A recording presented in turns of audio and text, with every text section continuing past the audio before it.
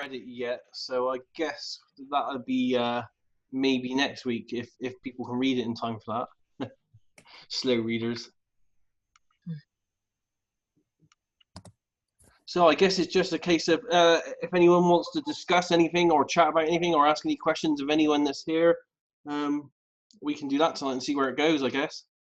I've got one suggestion.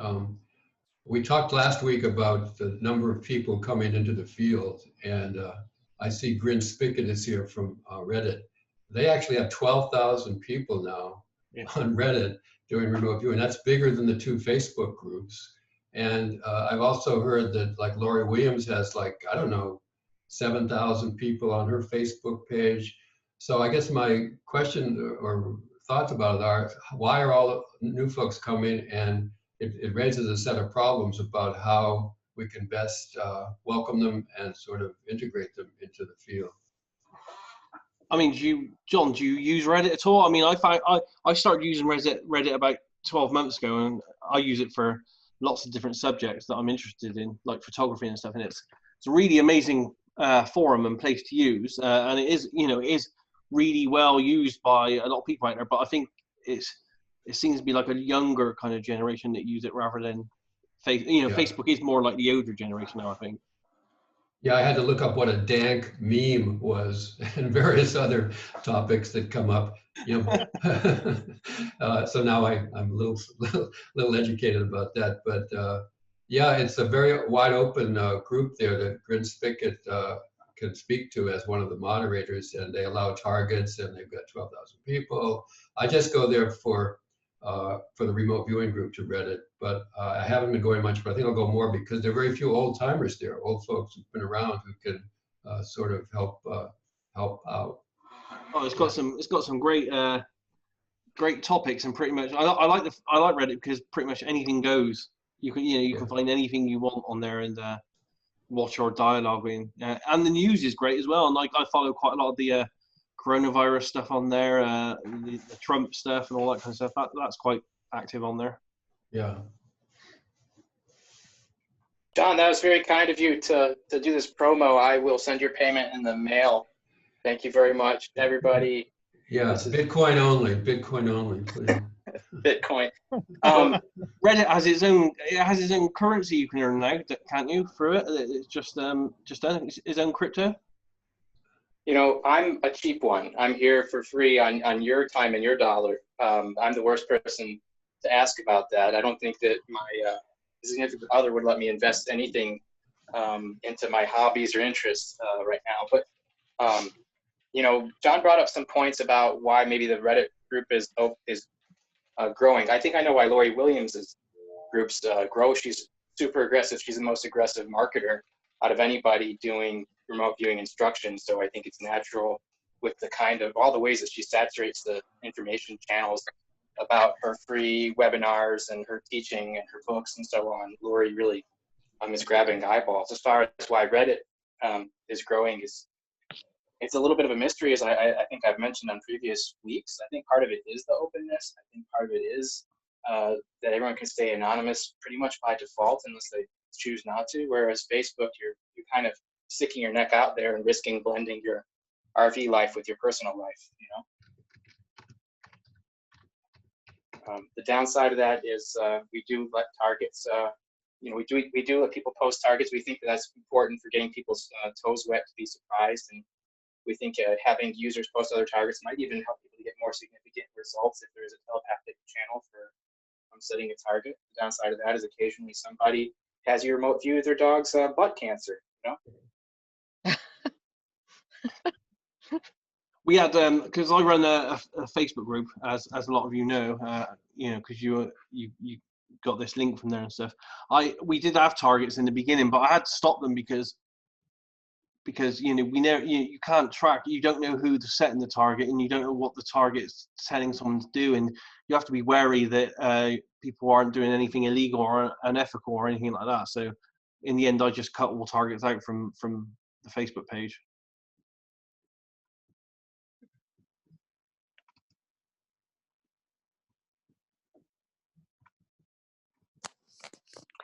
Yeah, I found I've not really done many live tasks recently because I don't really know why I'd be doing them. And so beyond the crypto stuff, what are you getting paid for? I'm just getting paid for the crypto stuff at the moment. I get offered loads of work, but it is literally, can you help me find something, or can you help me win this, or can you tell me? And are they offering to pay? Yes. Right. Okay. There is plenty of work out there for people that want to do that type of work. I've just never been one that ever wants to do it. And it's things like, you know, I've lost something valuable to myself. Will you help me find it? And I just got no interest in any kind of work along those lines at all. So I usually just pass them on to other people, or just tell them to no. But yeah, I try to pass if I think that they're genuine, and they got a budget to spend. I will pass them on to someone like the Husik group or someone. Because at the end of the day, it really does take quite a lot of time and commitment to just do the viewing and collate all the information so that it's readable and everything. Yeah, because you know, if you're going to participate in a project for someone, it's usually best to have more than one viewer, so probably 3 viewers. You probably don't want to be involved yourself, so you want a project manager. So then the project manager has to put, you know, they have to do client liaison, they have to do some kind of management of the client as well, their expectations, because primarily when people come to you, they only have a very basic view of remote viewing and what they can achieve, and generally they'll come back and they'll say, okay, I want to know this, and this, and they have, you know, 4 or 5 questions, and they want you to answer all 5 questions, but they only want to pay for one set of remote viewing, and you have to kind of manage them and say, whoa, you know, you can't do all that. It's like one question at a time, and the focus has to be on this until it's done, and then you can ask another question later on. So there's always lots of client management that you have to do, and their expectations. Quite often they're sort of wanting a clear answer, aren't they? And sometimes it's not that. And a lot of the times it is things like, you know, I do want something like, and they want letters and numbers, and you know, I'm not saying they can't be done, but they are, at this moment in time, they do seem to be a bit more elusive to get that type of data than normal type of data on things. So it's hard managing clients, and that takes an awful lot of time. And of course, everyone that puts time into projects, you have to work out a payment kind of scheme for the time. Yeah, quite often I feel as though people are wanting answers sort of beyond our physical lifetime, that it's not always necessarily the right thing to get the answer. Yeah. So yes, we could do it, but ethically, as you said earlier, why are we doing it? Yeah.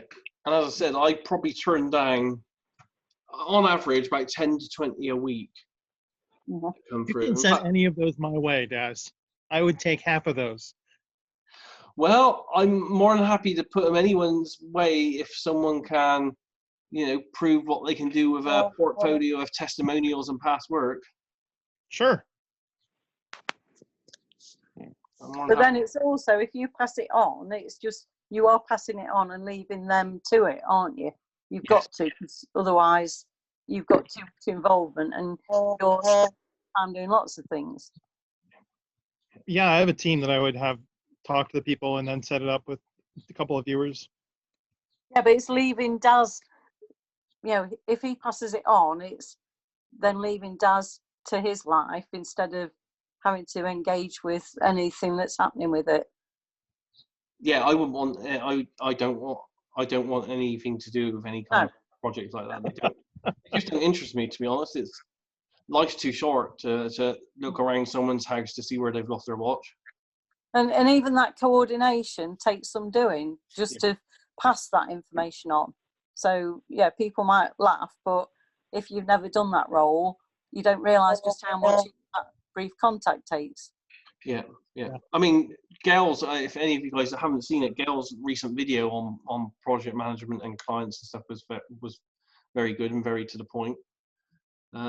It's hard working for clients, you know, and like, you know, the stuff I'm doing for crypto viewing, even, you know, because we're doing, I don't know, say 3 remote viewings a week, and you know, sat there when you're not doing it, you may think, oh, well, that's easy to do. You know, I can be paid full time to do 3 remote viewings a week. But when you have to do it year after year, Why do you think I'm not doing it, Daz? You know, you when you start off in this, you think, yeah, I want to be a paid remote viewer. I want to spend all my time doing this. And it is, you know, don't get me wrong, it's better than if I had to go out and work minimum wage anywhere that I probably would have to right now. It's much better than that, but at the same time, it is hard work. And you're always only as good as your last remote viewing as well. So you have a couple of bad remote viewing sessions, and then, you know, your confidence starts to go down, and then people's views of you start to go down. So yeah, it's hard if anyone wants to take that road out there. But there is work out there. I wanted to say something about this if I could. So 10 years ago, Daz and I were in the Aurora group. And I remember, Daz, you said, well, my goal is to be the best or one of the best remote viewers in the world. And since you post these videos, let me say, probably everyone on this group knows this, but Daz is very rare because hardly anybody gets 10 or 20 requests for jobs every day. And so it takes a lot of all the work that Daz has displayed, the live videos, so very rare. And so there aren't that many out there that I would feel comfortable referring clients to. And Daz, certainly, I just want to reiterate that he is one of the very top viewers.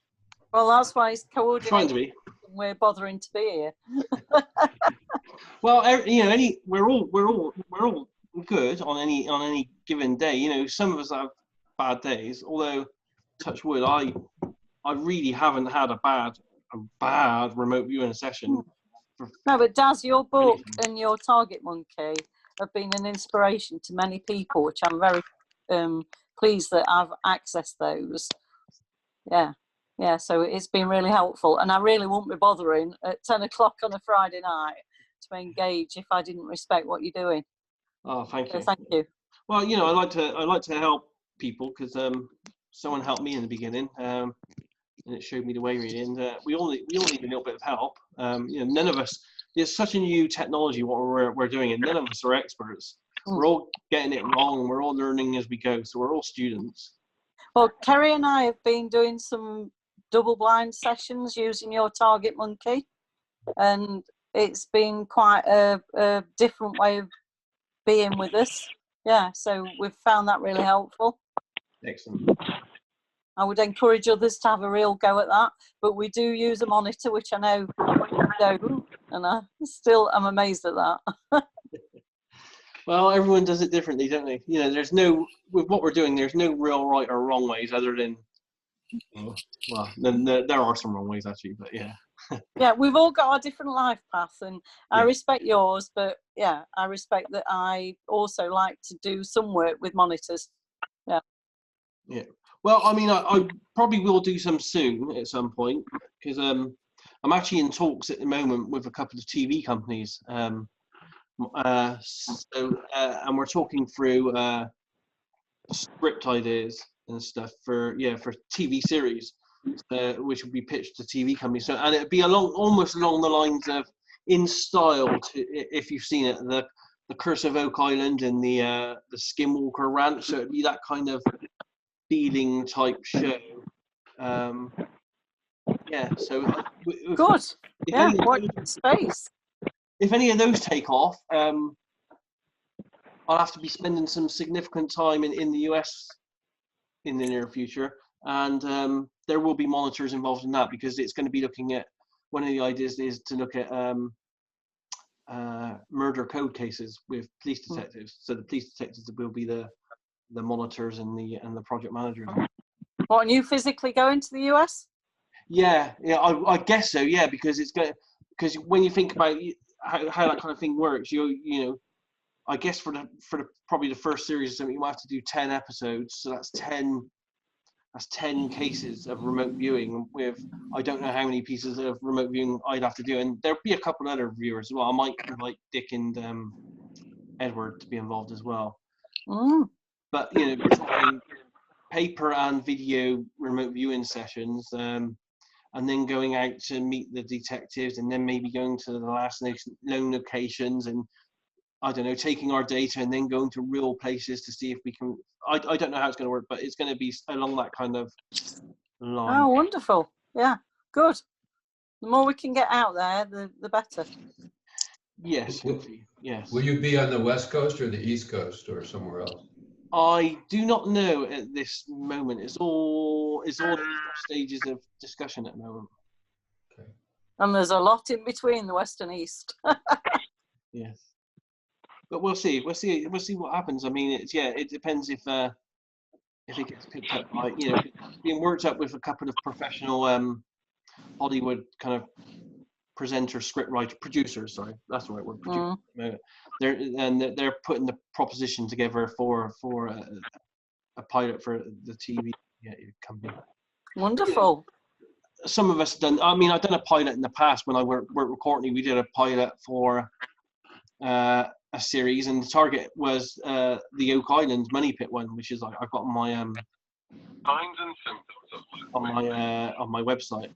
And that didn't, you know, that one actually, that project didn't come off. But strangely, a couple of weeks after they saw our video of it and the data and stuff, another TV company put out that they were doing the Curse of Oak Island Money Pit series. So someone obviously picked up on something there and stole it, or did something with it. Daz, are you aware? You've probably seen the documents where Ingo talks about his experience trying to make Starfire into a movie, and how he spent 6 months researching that. So presumably you're doing due diligence too in that venue. Yeah. I mean, it hasn't got to the stage yet where we got lawyers and stuff like that involved. It's very outline stages at the moment, trying to work out the logistics of, you know, trying to. And again, it's like managing clients' expectations. So, you know, the producer is the client, and he's like saying, okay, if we do 24 episodes in a series, you know, how long would it take to do 24 episodes? So, and I'm trying to manage his expectations of how many concurrent remote viewing projects we can have running at the same time, you know, to try to get all the filming done in a 6-week window of 24 remote viewing projects. And it's just like, well, you know, hang on here a minute, this might be a bit unmanageable. Yeah, because, you know, the media works in a different way than how we work. You know, you have to go along with lines of when they want to film, where they can get everything together for the least amount of spend. Yeah, it's meeting them where they are, but helping them to meet you as well. Yes. Yeah. So it's all interesting, but yeah, it's at the first stages of development. It may take off, it may not. I don't mind too much. I mean, the crypto viewing's doing well. We're getting a good stream of patrons on that, and with the new website we got a new website, if any of you have seen it, and it's got a fantastic forum system on there. So we got hundreds of people asking questions and making suggestions, and it's a really nice intuitive interface to it. So it's really nice to communicate with people on there. So let's have a look, see any of these questions then. Hey, what's this? Reverse speech. Yeah, did anyone see the reverse speech post I put up on the Facebook page from, was it David Oates he's been looking at? And he said he showed some samples where he's got some samples where when he plays it in reverse speech, it talks about some kind of outbreak of war that's going to be happening. I first heard about this, well, from David Oates himself in 1999. And then some years later, the topic came up and Lynn Buchanan said he thought there was something to it. And Gail Husick uses it apparently, but it takes a lot of time and a lot of careful examination. I've listened to samples from Oates from way back, and I just am still kind of skeptical, but then I didn't really put the effort into it that Gail has. So I'm open to it. I'm just not clear whether it's a real useful tool or just a very rare tool that you might occasionally be able to use. Yeah, I know some of the crypto viewing people like it. I think Edward Riordan likes using it quite a lot. He comes back with some reverse speech on bits and pieces that we've done.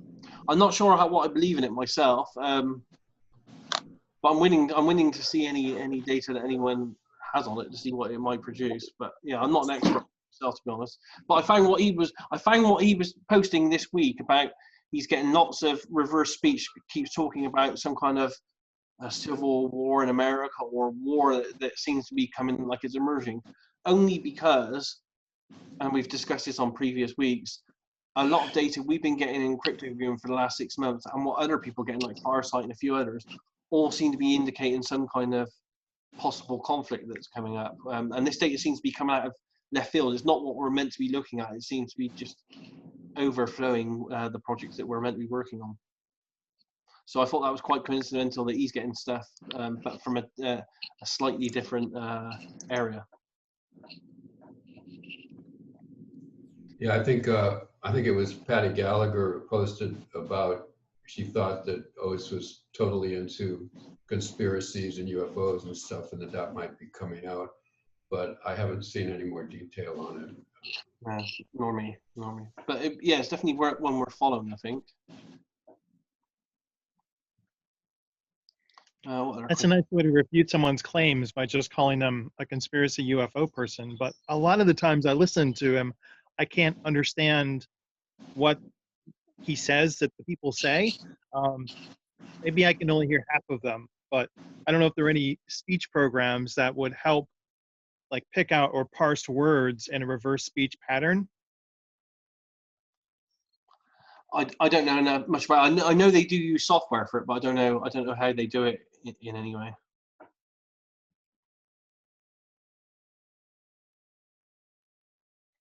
Okay, so any more questions here? I'm just having a look down the list here a second. Starfire book, yeah, we'll discuss that next week. Give some people some chance to read it because they only just managed to get theirs delivered to them and stuff. I think Nancy's got her hand up. Go ahead if you want to say something. Can you hear me? Yep.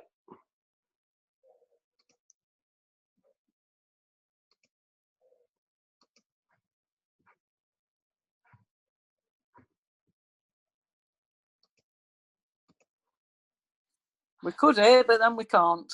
Yeah, you stopped. I tried to unmute you, but I can't. You need to unmute yourself, I think.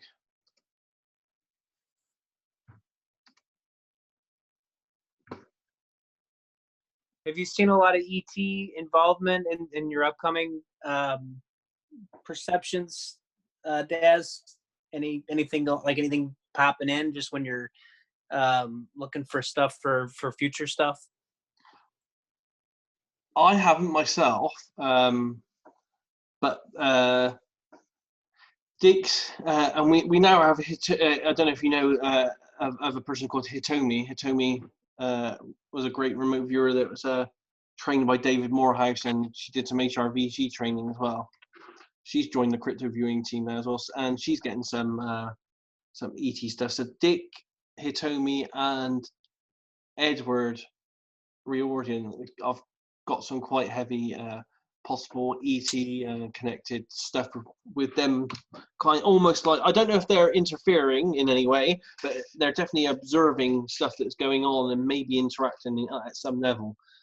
But yeah, I haven't myself, I may have had a little bit in my data, but not anything as near as hardcore as they've been getting. But yeah, there does seem to be some element of ET interplay there of some kind. But we don't know what yet, because it's because we're not actively looking for this or trying to get more data. It just came through really, yeah, and kind of swamped our normal project. In regards to Hitomi, when she was talking about the different types of beings involved, her sketch and one of Aziz's sketches, because I belong to your Patreon and then also Farsight, it was almost like the same character. And then the other viewers, when they tuned into that same being, both just unplugged and said, I don't want anything to do with this guy. And when you listen to how Hitomi described him, there's a correspondence directly to Pat Price's description of some of their possible capabilities, but I was blown away by the correspondence. It's uncanny. Yeah, yeah. It seems to be strange what's going on at the moment. And it's not just what we're getting. As I said, the David Oates stuff, and him saying, "Oh, it looks like some kind of conflict data seems to be coming up in his reverse speech." But at the same time as all this as well, we got all this all this UFO disclosure stuff that's happening at the moment as well, and that seems to be I've followed that subject now for 20, 30 years, and to see the stuff that's coming out now is really important, really hardcore stuff that's starting to come out now. So there does seem to be a lot happening in our kind of related ecospheres, and I don't quite know what it all means at this point in time. It would be interesting for someone to do some RV projects on the connection between it all, because we have programs like the Skinwalker Ranch program that's out there as well. We have the program that Tom DeLonge and the others did, the TTS program. I can't remember what that was called, the Unknown or Phenomenon or something. That was pretty good as well. So it's lots happening out there at the moment. But as I said, I don't know where it's going or anything, and that I haven't looked at it. It's not something we can look at unless someone tasks you on it, and no one's tasked us to look at that direction yet. It seems like disclosure is ramping up a little bit. It feels like. It does feel like that. And when you look at all the other stuff that's happening as well, with the US building their Space Force, and you look at all the other countries and their big rush now to get back to the moon and do stuff with the moon. And everyone's talking about, in 10, 20 years, having big projects on Mars. Lots of things seem to be happening and ramping up, and you've got Elon Musk satellites in space. He wants 3,000 satellites eventually in space.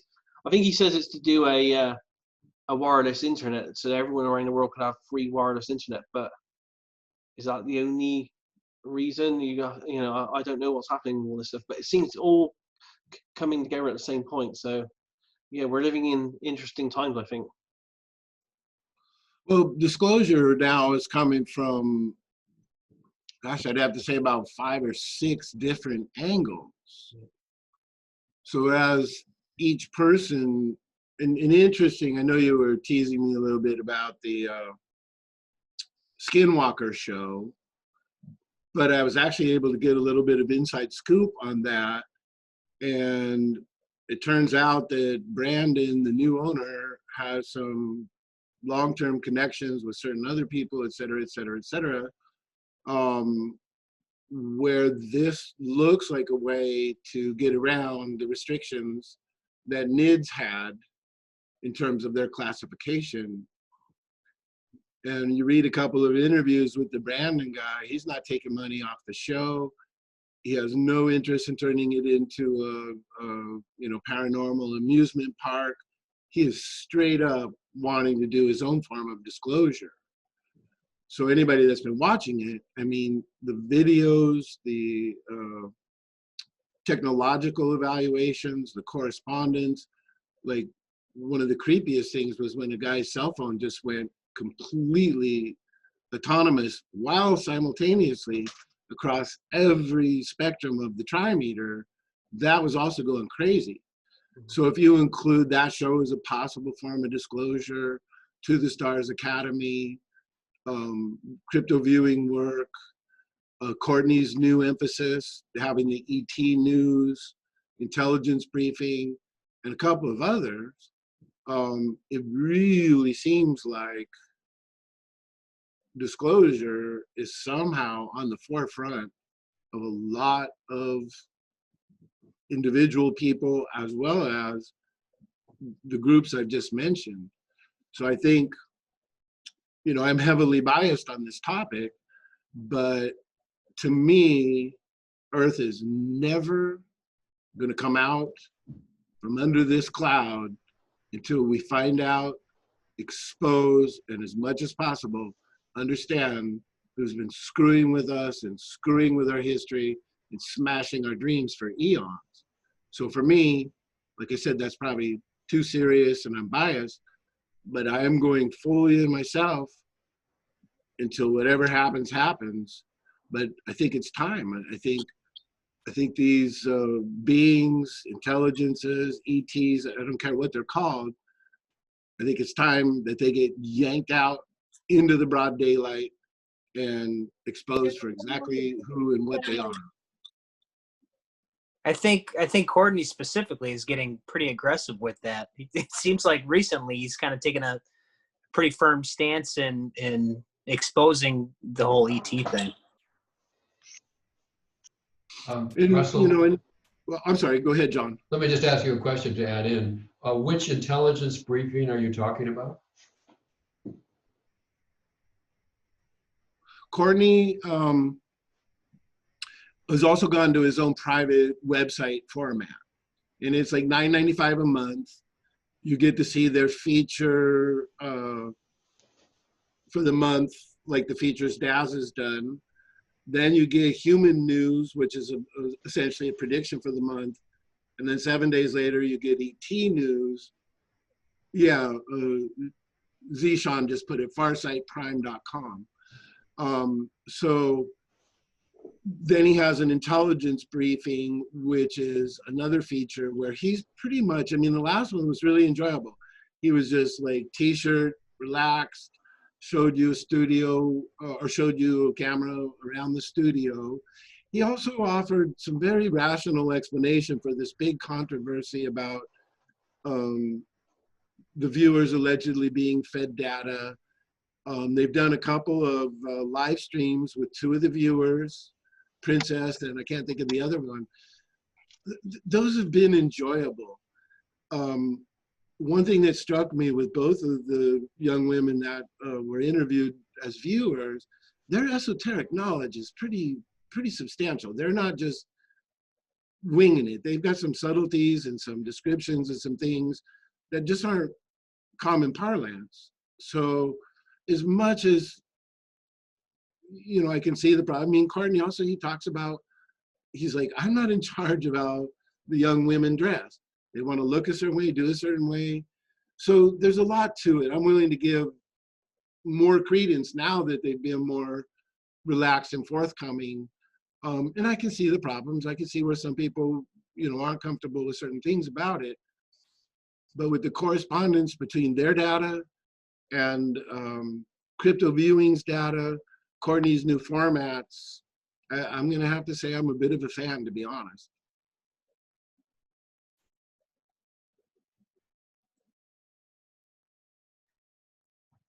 Anyone else seen it? Courtney's new formats and stuff on the Prime? I'm guessing not. Yeah, I've been following Farsight Prime as well, and I have to agree with Russell with Courtney's new sort of thing. He basically, in one of his intelligence briefings, as he calls them, he said he started off when he wrote his book Cosmic Voyage, or one of these other books, where he basically just wanted to get disclosure for, you know, to prove that ETs are real. But over the years, he's come around a bit to the fact that they've been interfering with us since the start of time. And he's sort of gone back to Ingo's sort of, you know, when Ingo said, we must penetrate them to see what they are doing. So he's gone back to that. And I think he's taking that as a prime, you know, his main mission purpose, and he's rebranded sort of Farsight towards that. So each month their mystery target is unveiling a little bit more of how this construct we're in is being manipulated by outside forces and stuff. I mean, Courtney isn't sort of saying they're evil or they're good or bad. He's just trying to show, you know, where we are being interfered. And, you know, I mean, obviously, but you know, it comes back down to this. There is, you know, no real feedback in this, is there? You know, you can't exactly sort of see a target. Like he did one about the death traps, which is really interesting, but how do you get feedback on that? So, but still, you know, it's really interesting to watch. So that's my take on it. Thanks. Yeah, thanks for sharing. Cool stuff. Yeah, the death traps one, you know, was one that just had these little nuggets of subtlety that I know for a fact are not what one would call common knowledge.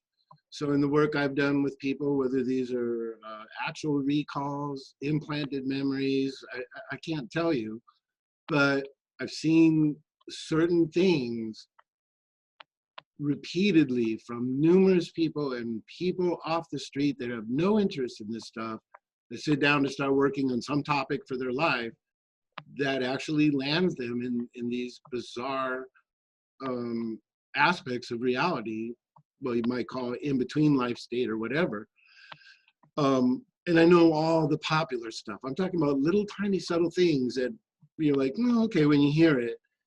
But when Courtney covered, or when Courtney's viewers covered some of that in Death Traps, was pretty impressive. And then I think, Daz, do you remember some time ago there was a tasking on people to look at their own past life? Yep. Okay.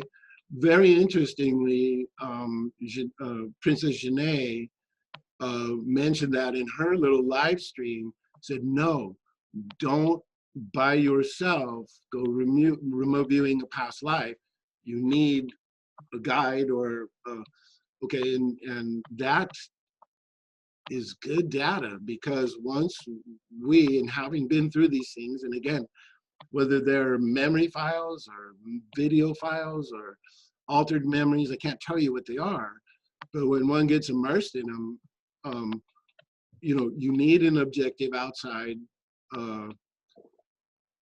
observer and someone to guide your question. So basically what amounts to a monitor. So it's just, you know, these kinds of things where these tidbits that they're saying, it just aligns with so many things, and not the big. Sorry, Yeah. sorry to interrupt. Have you seen Brett's RV of Death Traps? He made it a couple of years ago called Moksha, which is quite similar. Yes, I've seen the Moksha one.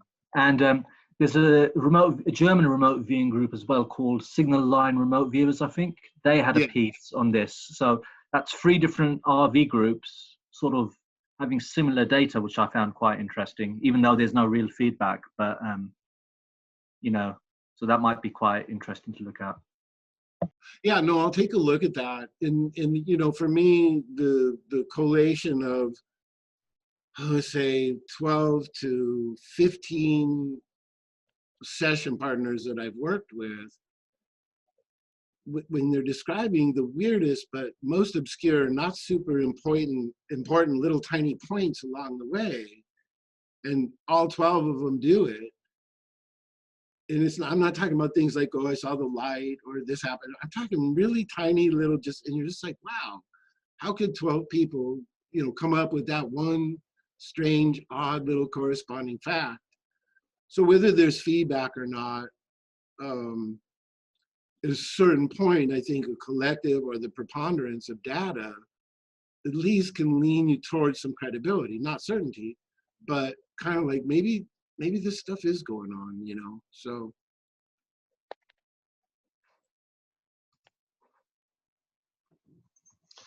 Anyone else got any questions or anything, or any topics they want to discuss? Well, I saw the Farsight interviews, and what always amazes me about Farsight is that they have this training program, and I don't know exactly what it is, but it seems to be quite good. I mean, they produce like very good remote viewers. They have like a training regime where I think Courtney pays them to learn remote viewing. So it's this well-structured program where you have this person who's teaching you who's like 100% convinced that you're going to learn it, you know, and there must be such a boost in your learning curve. I think that's very amazing. It is a free course. It is available online. I think Courtney's got links to it on his website. I definitely got links to it on my website as well. SRV, Scientific Remote Viewing, and he has an advanced scientific remote viewing as well. Lots of advanced features and tools and bits and pieces. I did try them for a while. Some of them were interesting. They just weren't for me in the end. But I know some of the other viewers, Rock and Edward Riordan, and maybe even Dick at times, I think they've used them. And I know Pam Coronado or Deborah Katz has its training in it as well. I remember them taking training in it. But What? yeah, it's free. It's free online if anyone wants to use it. And I think there's an audio course as well that he's done that's free. You mentioned Deborah and Pam. Are you saying they're teaching SRV? They're not teaching SRV. No, they didn't. They're not teaching SRV, but one of them took SRV advanced SRV training with Courtney and me. I see. Okay. Yeah. I can't remember which one it was though, but one of them did. And one of them liked it very much. I didn't get on with it very much. I thought it was a bit overcomplicated. Yeah. Courtney had a course on it for a couple of weekends about 7 years ago, and I took it, and it's very, very difficult to work through the way he decodes the ideogram. And essentially, advanced SRV is just decoding the ideogram in a lot more detail. And then he has a government overlay that he had created for it. I'm sure if you worked at it a lot, you would get really a lot better at it. But I like to move through data more quickly than the SRV protocol seemed to let me. Just another historical aspect of that. It may be that SRV is now, producing good viewers, as someone just said. On the history of it, my teacher Prue was with Courtney for a couple of years. She split after the Hale Bob fiasco. She found, and she told us, she was crying because she was using SRV with her students and it didn't work out. So she made some modifications, produced a TDS method, the most successful early remote viewing company by far, in my opinion. So it may work for some people. I'm not saying it doesn't, but it didn't work for her.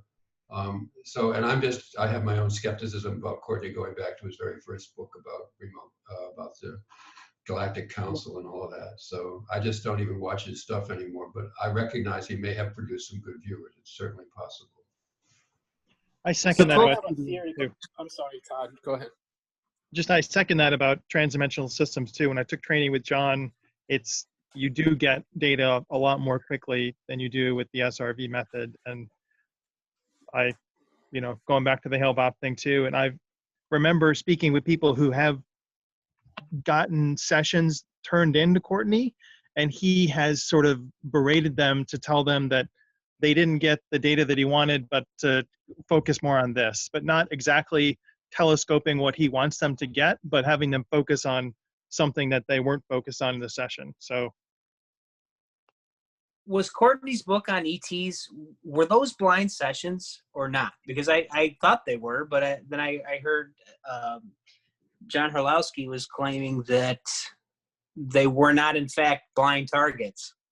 Well, Ed Dames was the one who was tasking him early on, and we know where Ed Dames was coming from with UFOs on the brain also. So it was a very, as Daz would say, telepathic occasion, or at least it was in the air. It was in the air a lot. They were also telescoped through the Buddha. So, I don't know if that adds to a session data or complicates session data, but it's not something that I've ever used as a modifier in any sessions I've done.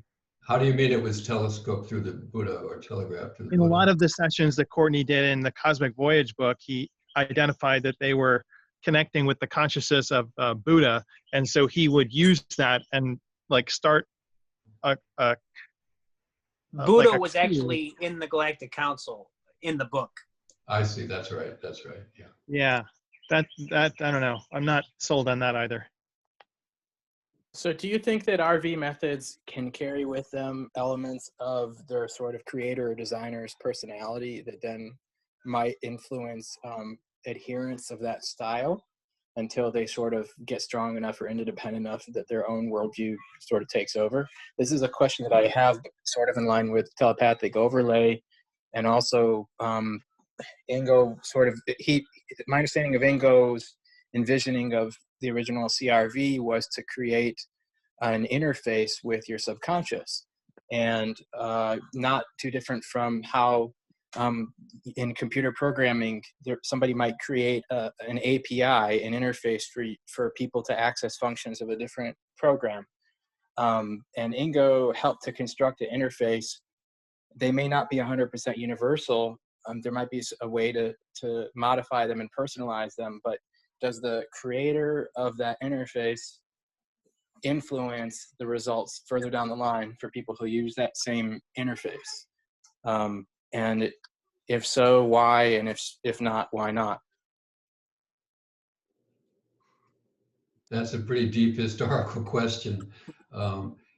I think we can see that if remote viewing's in the air, like when we were doing in TDS, we did hundreds and hundreds of FBI targets about terrorism. So that wasn't specifically about Prue's method, but it was about what was in the air and the influence of that. But as to the specific method, you know, for those who aren't aware, many parapsychologist researchers, the formal ones, the scientific ones, have a sort of secret hidden belief that they themselves are the ones that's causing the psi effects, that they have to look at that very carefully. It might not be the viewers, it might be the actual experimenters. Most of them aren't doing remote viewing. So there's that meme, which is out there big time. And I was just, when you mentioned that question, I was quickly running over the different methods. And I don't myself think that because they're variants of CRV, that each person's putting their personal stamp on them in terms of what the viewer is going to experience. That's just my first impression of it. But you know, Morehouse also has his own views about multi-dimensions and the whole library of existence that exists. And whether that factors into his viewers, I don't know, because I haven't seen many sessions from Morehouse viewers. So I'm not quite sure, but I tend to doubt that the actual structure, it's more like the beliefs of the person who's doing the tasking that would ramify, I think. I was just going to ask you guys that, John and Daz, as far as task or intention, how much do you think that plays a role? If I want you to view a target for me, and I have a lot vested into that target, are you going to get a better perception? And vice versa. If for some reason, if I attach you to the target, but I don't want you to get a good perception of that target, how is that going to play out in the session? Have you seen effects of that in operational work? It's hard because in proper targets with feedback, then it's easier to dismiss and discount it. But with targets like, you know, like a lot of the stuff you do for Farsight, for example, they're non-feedbackable targets in the most.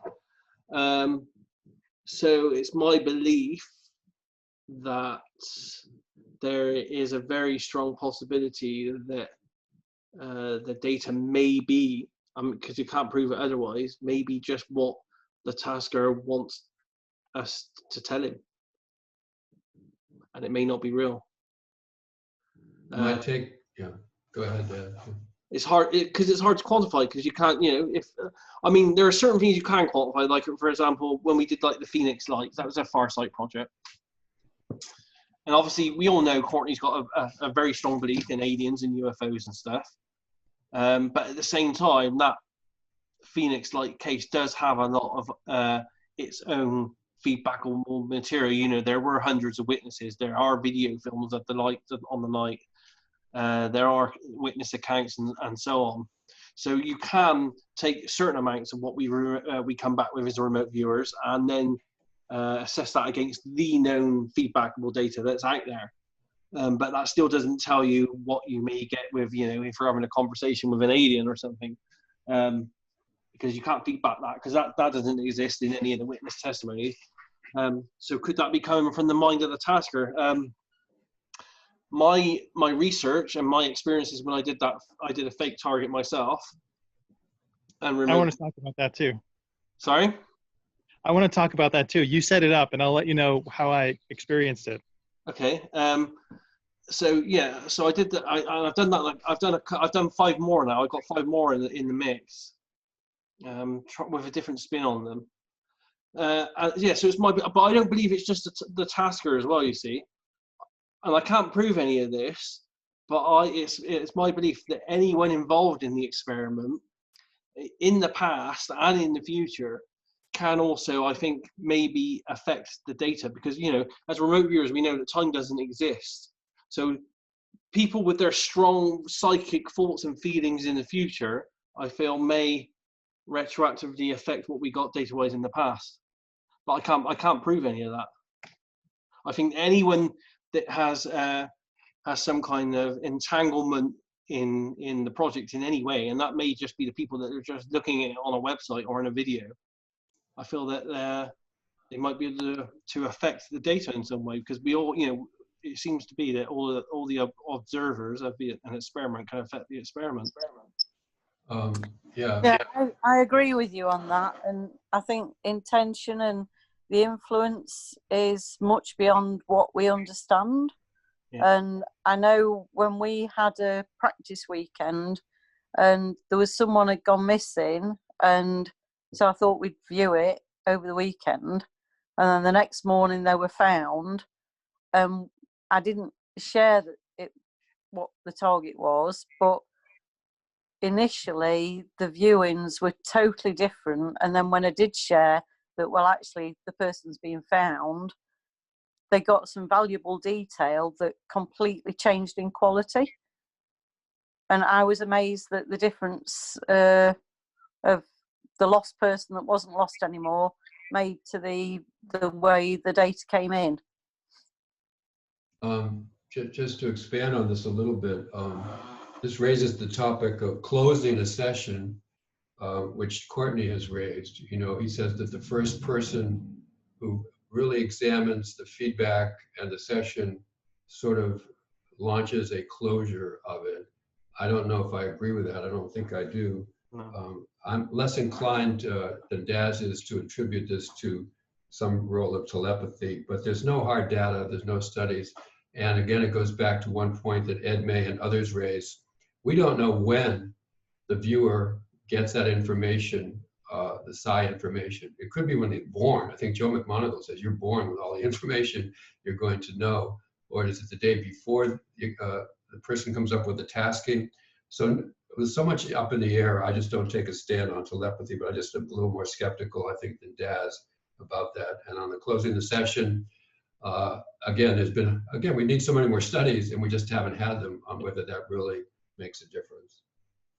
My biggest problem at the moment, and I've thought about this a lot after doing the research that I have into, the articles I wrote about possible telepathy is, and this is a big problem, is I think in it as well, is that all the people I know that are doing these projects at the moment, like Courtney's doing his projects, we're doing ours, and there are people doing theirs and so on.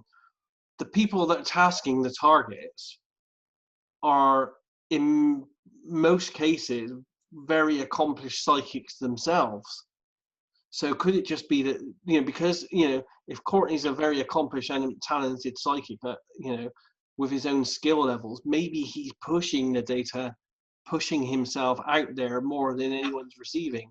And people have said to me, they said, Daz, I get great results with your targets, much better than I get with other people's targets.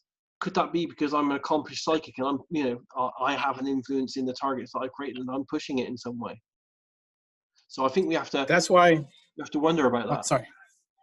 That's why I'm making a reputation as being completely unaccomplished in the psychic world. So maybe I can get those sweet tasker jobs. But also, if you think about everyday life, and when you perceive something in everyday life physically here and there, actually at that time, we all perceive things totally differently. And that depends on our life experiences, and beyond that, once you get into the psychic world anyway. So all those influences are there when we're remote viewing. Yep. It's just an area, it's a shame that Stargate finished when it did. This whole area, as I've said before, needs serious research. It needs another 20 million and another decade to research it and answer some of these questions, really. I'd be interested to see Courtney's group, how they fare if somebody else possibly did the tasking. And then also if they just did like a normal target every once in a while, like a tree or a train, or just to see what would happen, if their imagination would still take over, or, if they would actually pick up on more of a subtle target. Yes. I'm not saying the train conductor is an alien, but when I did the tasking for you, Daz, or that session for you, I felt like the data that I got had a mirror quality to it, or that it felt reversed because it was your imagination. And I don't know if any of the other viewers felt that, or if you got that experience or response from them and the other 5 that you did. The new 5 series that I've done, I'm being quite lazy on. I haven't explored them all fully. I've only looked at it's 5 targets. I've only looked at 1 so far. And what it's a hard one because there's 5 targets, but essentially there's 3 targets, and 2 of them are duplicates, and then there's a control target in the middle of it as well. So the control target is just a standard normal remote viewing target. Then there's target 1, and that target 1 is the same target, but is tasked by 2 different people, and the 2 people that tasked it at different times both had different belief structures on what that target was about. One believed it was one thing, and one person and the other tasker believed it was something completely different. And I did this in such a way that I wanted the remote viewers to do all these target taskings, and then I would analyze the data to see if the intentions and the beliefs of the tasker affected if the data would be different from the remote viewers. So I've only analysed 1 target at the moment, and that was set by Tund Race and me, and we both had different opposing views on this target. I shouldn't have done it really because it was a target with not amazing feedback. It was the Rendlesham Forest UFO event of 1980. Now Tunde has a total belief that it's the UFO event was some kind of man-made psyops disinformation laser-like display type thing, and I have a total belief that it's a proper physical UFO landing event. So it's interesting to see on that one, and I've looked at the data on that, that the data does seem to, although there's a bit of displacement overlay, it does seem to, what the remote viewers come back on that one, which is the same target but set by 2 different people, his point of view and my point of view, the data that's coming back on that does seem to mirror what the tasker wanted to see in the data. But again, it's really preliminary work, and I haven't looked at any of the others yet.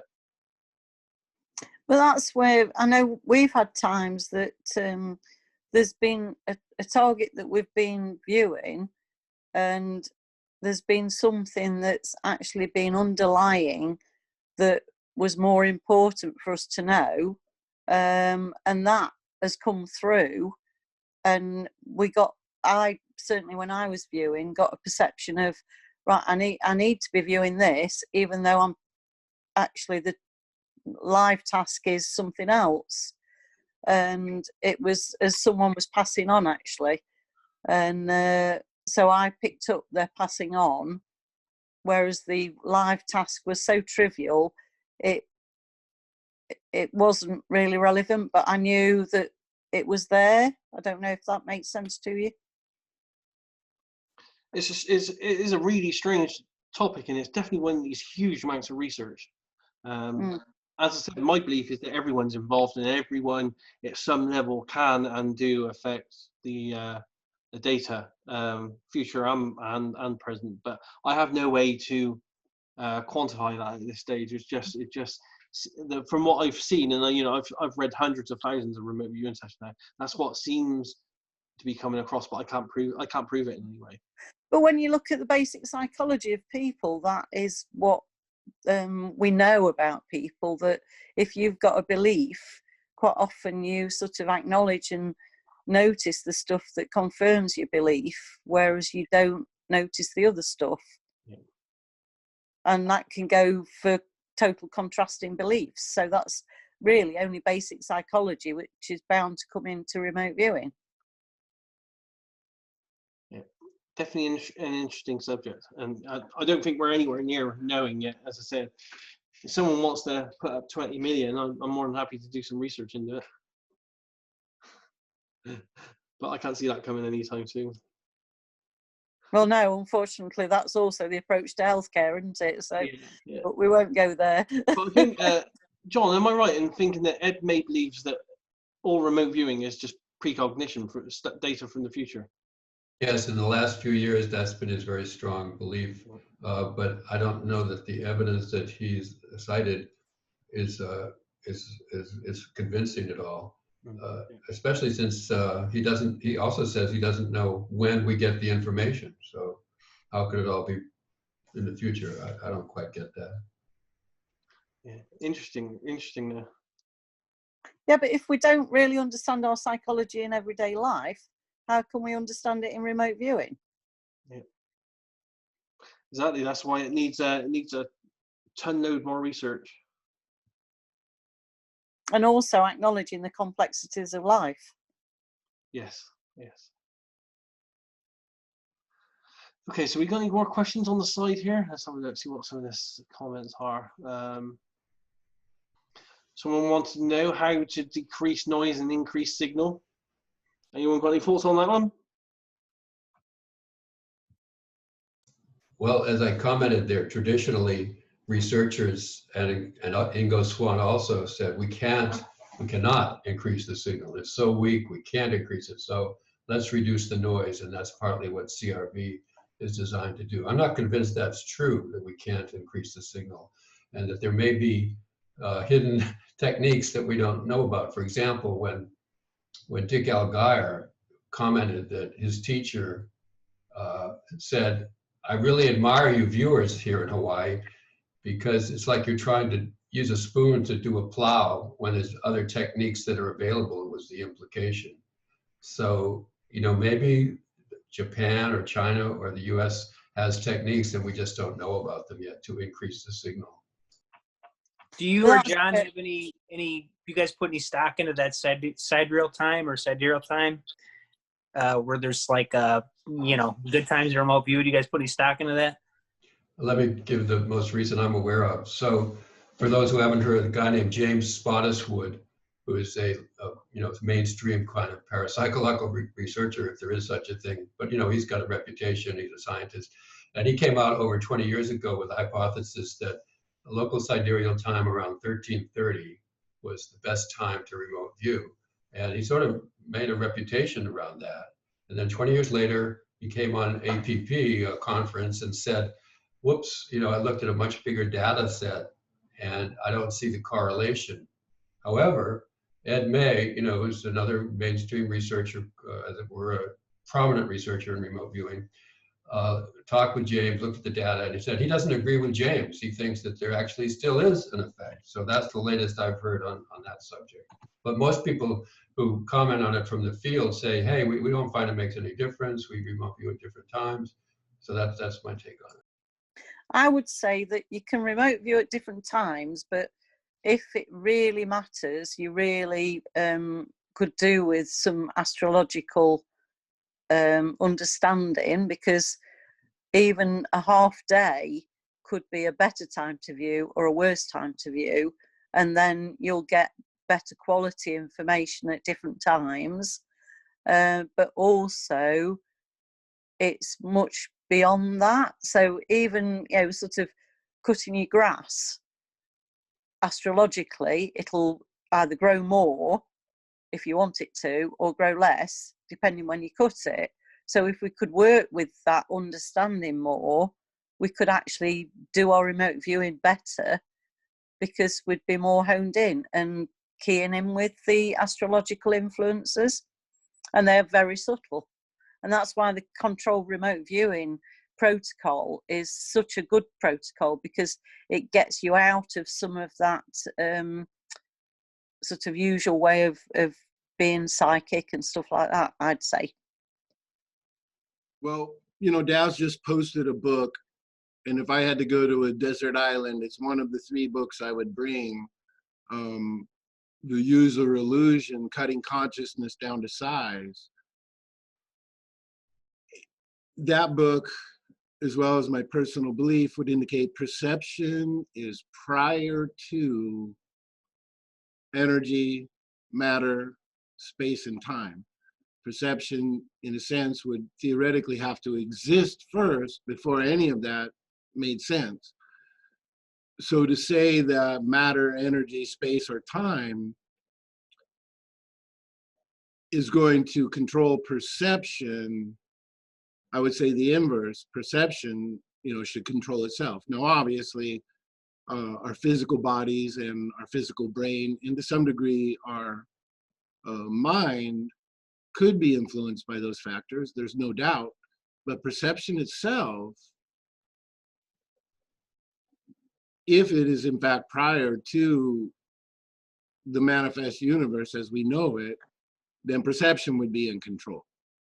And that, I think, would be a matter of intention, noise reduction, and then some sort, whether it's CRV or some derivative thereof, but some sort of structure to filter those perceptions. But that book that Daz posted, if anybody's interested, that is a brilliant book and gives an amazing philosophical history, substantial scientific experimentation, and ends in a fascinating and illuminating way. So I would recommend that for anybody. Just a bit more on that book. He talks about how we're sort of flooded with information, but only a certain amount can get through. Yep. And Ed May and others have actually said, you know, the bit rate for transmission of PSI is so low that you could not possibly predict the future.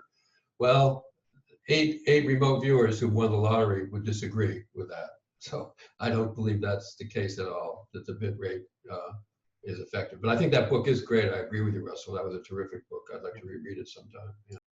Yeah, I think he says in there, including our skin as an organ and so forth, it's something like 11 million bits of data per second. And our conscious mind, our daily conscious mind, is processing somewhere near 60 bits per second.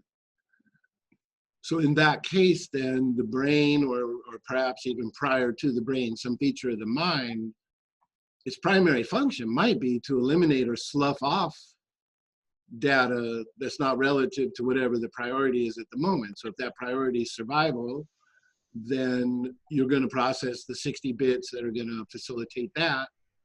But if your priority is interest, curiosity, wanting to know, then it's very possible that you can get that and slough off the rest. So when you look at the theory in that book, which I feel is fairly substantiated, we can, and even let's just say that what you want to know is 10,000 bits of data. Okay, so do 60 bits per second over the length of an RV session, and maybe by the end, you know, through theoretically bits, bytes, kilobytes, megabytes, whatever, theoretically by the end, over time, you'll stream that data and then it'll assemble itself into the picture you're aspiring for. So I haven't read that book, but if you think of perception, perception is about being a physical being. And so, yes, of course, that is what we are going to convey. But then if you look at perception being influenced by astrology and the lunacy, even that is recognized as a concept, that even the full moon affects people's energy. And so that inevitably affects your perception. And we can only ever communicate really through what we're doing remote viewing by words, can't we? Yeah, and obviously, if I knew the answer to that, I'd be pretty rich. But just as an amateur, you know, one of the terms that I go with as far as Russell Targ is when he talks about undifferentiated awareness, just simply being aware of being aware. Then if you were to quote unquote step down from that, there's perception. And then if you were to step down a little bit from that, there's consciousness. And then another step down is the thing being perceived. So I have no doubt, at least starting at the mind aspect, from there to the brain, to the body, to the thing being perceived, all of that is being affected by physical forces. But if you or me or we or us are truly undifferentiated awareness, that when we focus on something creates perception, then we are prior to it all. And thus, with intention, noise reduction, and then maybe the slow accumulation of the data, I am going to be somewhat in favor of the possibility of accuracy, especially with practice, experience, failure, education, training, and so forth. Yeah, but also, why do you go with the money side of stuff? Because that is very man-contrived anyway. So we're beyond money, and just because you're not necessarily earning money with it doesn't mean that you're not doing incredible remote viewing. I'm confused about the monetary thing. Well, that's what you mentioned first. If you were able to do it really well, you sort of sounded as though, from what I heard you say, that you'd be earning loads of money. And oh, no, I'm sorry. I was just joking, saying if I knew the answer to your very good question, I would be rich. So I wasn't saying that that would be an outcome of remote viewing. I'm saying, yeah, but it's beyond richness, isn't it? It is beyond anything. And I don't know, have you ever studied the Tao Te Ching, the ancient Chinese text, the named and the nameless? The nameless is infinite. The named is what we're using with words now. And so we're actually restricting ourselves. And it's beyond money. It's beyond any material stuff. This is probably more a case of my humor not coming through very well. So. Okay. Thank you.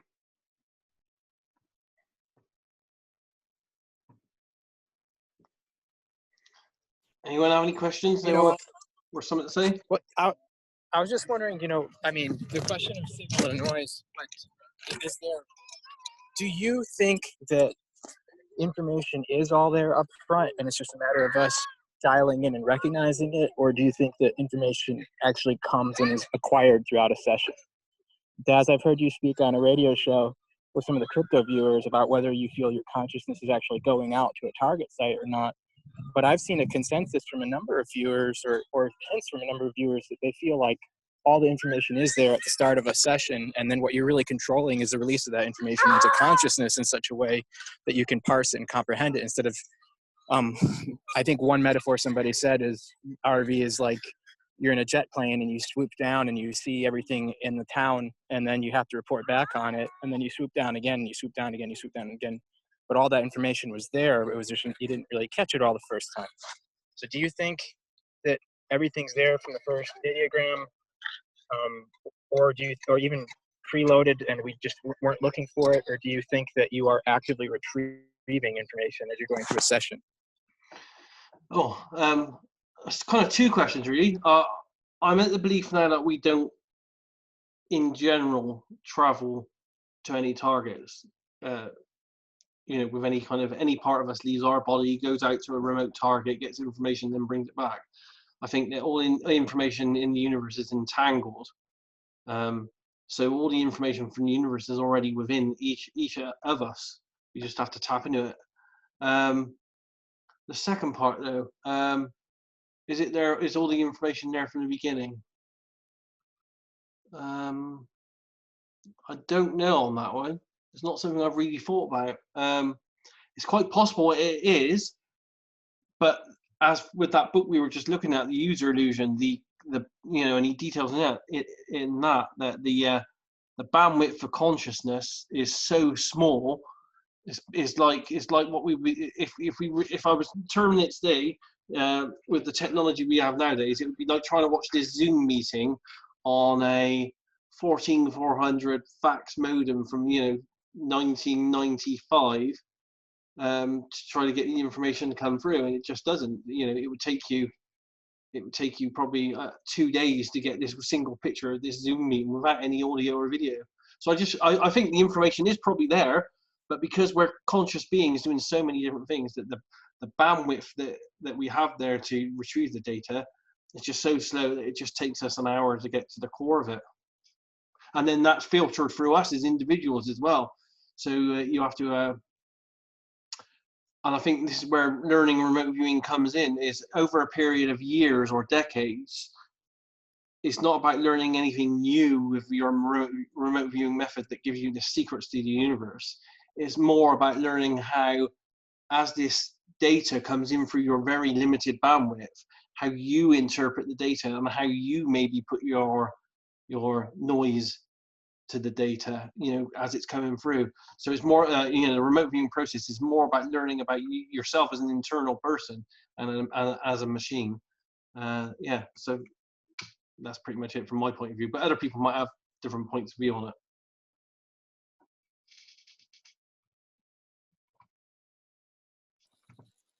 I saw a few questions on the sideline here regarding hypnosis, past life regression, that type of topic. Is that something that people have a high interest in? I've done a couple of things on it myself, but only in classical psychic techniques, where I looked at past lives and stuff. A bit like Ingo type stuff, because, you know, he was really into it, wasn't he? He wrote books on it. I've only looked at it a little bit, and that was probably like 2 decades ago. So it's not, hypnosis is not really something I'm pretty interested in. I've read up on it. I kind of understand how it works and stuff, but it's, you know, it's not anything I personally follow. But some of the other guys here might have some. Well, I saw a lot of questions. One thing, a little bit of a tie-in, not a little bit, actually quite a direct tie-in to Ingo. And as you mentioned, you know, he was quite into it. Ingo's primary and initial inspection of his own mental space had to do with what we would call past lives. I don't like that term. I say previous biography. But he spent thousands of hours fully engaged in that process, examining his own, as well as becoming what was known as a Class 6 auditor, where he would have worked for thousands of hours sitting across a table from a person in near total silence, looking at their reactions, looking at other factors, and then monitoring or guiding them to really super specific questions so that they could contact whatever this data is. I can't tell you what the data is. I can tell you there's data there. And when some of it downloads, you feel like, okay, this is mine. Sometimes you like, this is weird. I have this whole scenario here, but it doesn't feel like mine. So Ingo spent, I would imagine, nothing less than 3,000 hours examining his own mental space for artifacts of memory or whatever you want to call them. But he probably spent twice that time sitting with people struggling through recalling or encountering these phenomena in their own mind. So when he started, really what he was doing was what I would call local viewing. And then at some point he translated the process to what we now call remote viewing, or something away from and outside of his own mental space. And, you know, speaking of Ed May, an interesting comment that Ed May made about Ingo one time was, he said, Ingo knows his own signal line very well. He knows his own internal processes. So if he became aware of those and then decided to take that same or similar protocol and apply it to something external to himself, he would also then, when that data came internal, be very familiar with tweaking or refining the process that I think now we know as CRV. Yeah. I can understand that and how it worked, because and it kind of goes on from what I said earlier, really, is the biggest thing I've learned from doing CRV with this many years is, you know, when you know, I may be in a stage when I'm doing my ideogram, and it may have a little curl on the end of the ideogram, or it may do, you know, may wobble in a certain direction, but I just know that very small mark that a normal person wouldn't recognize, because it's individual to me, and it's something I've learned over my many years of doing it. I know that tiny little thing, that little flourish it did at that moment, is actually telling me something important about the target that a normal person wouldn't have picked up on. But that's only because I've spent so long doing it, and as I said, it's about learning about me as a person and how I process the data more than it is about the method or anything like that. That project that Ingo did, where he put on that God helmet or whatever, I can't remember what it was called. And then we were talking about this some weeks ago, and they found that if they played this or whatever, people would actually start to I don't remember, get better perception or whatever. My question is this though: do you know, Russell specifically? Do you know what Ingo was thinking about when he was doing that? When he was actually, I mean, what was he visualizing when he was, doing that project? No, I don't. I have no idea. There's actually two different reports that came out about that. Little bit of contradiction between the two, but no, I have to claim ignorance on that topic. I have some on it. I have a long letter from, is it Michael Parsinger? Persinger. Yeah, I have he sent me a letter about the experiment and what happened and what they did with the recordings and all that kind of stuff, and how they could, the recordings they made of Ingo's frequencies or brainwaves, they could then play back to someone else using the helmet thing, and then they had improved faculties themselves. So he did give me some loads of details on this big long letter, but I have to be honest, I haven't read it for a couple of years because we did this. We communicated after Ingo died. So I haven't looked at it since, but I might be able to find out and see if he says what he says in the letter. I think that's awful curious as to what he was. I'm assuming obviously he's doing something, but it would be curious as to what was he visualizing in a sense, to make that happen. Yeah. Some other points about that. Persinger found in Swan, and I think also in a guy named Harabans, I forget his other name, that there were different structures in the right hemisphere of their brains. And talking about increasing the signal, you might need to find viewers that have these physiological differences. And in that regard, one of the researchers, I'm not sure if he's come out publicly with it, he mentioned it at a conference a year ago, an APP conference, that they found that certain air traffic controllers and guardians of missile sites who were coming up with weird experiences, UFO type experiences or other being experiences. These were, highly vetted, trained military and civilian observers in high security facilities. They were coming up with these weird experiences, so they subjected them to a bunch of psychological tests and also physiological. And they found they too had some sort of difference in the putamen, I think, area of the brain.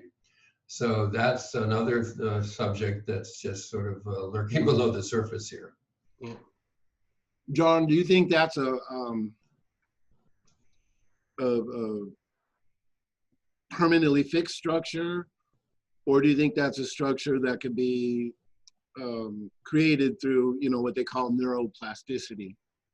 Well, they were, in terms of Swan and Harabans, they were saying that these areas were enlarged, that everybody had them, but they were enlarged in these two people. And in these air traffic controllers, I'll call them for shorthand, they found that, I think that's also, that they were enlarged compared to the average person. So hopefully that, if it hasn't come out, that information will come out soon. So physiologically, there was actually a difference in their brain. That's right. And in the right hemisphere, and some people know I'm kind of a grump on that subject, but we may not discuss it today, but if we do, I'll be grumpy. Okay. Interesting. It's in neuroscience, this is one of those things that I follow a little bit, and you'll see studies like out of Madison, Wisconsin was a study. Hey, one of my house trolls is yelling at me, sorry. In Madison, Wisconsin, they got a center where they do a lot of studying like Buddhists and look at their mind and what their brain scan looks like compared to non-meditators. But all you can really see is the difference. You weren't there from when they were born. You didn't watch it grow.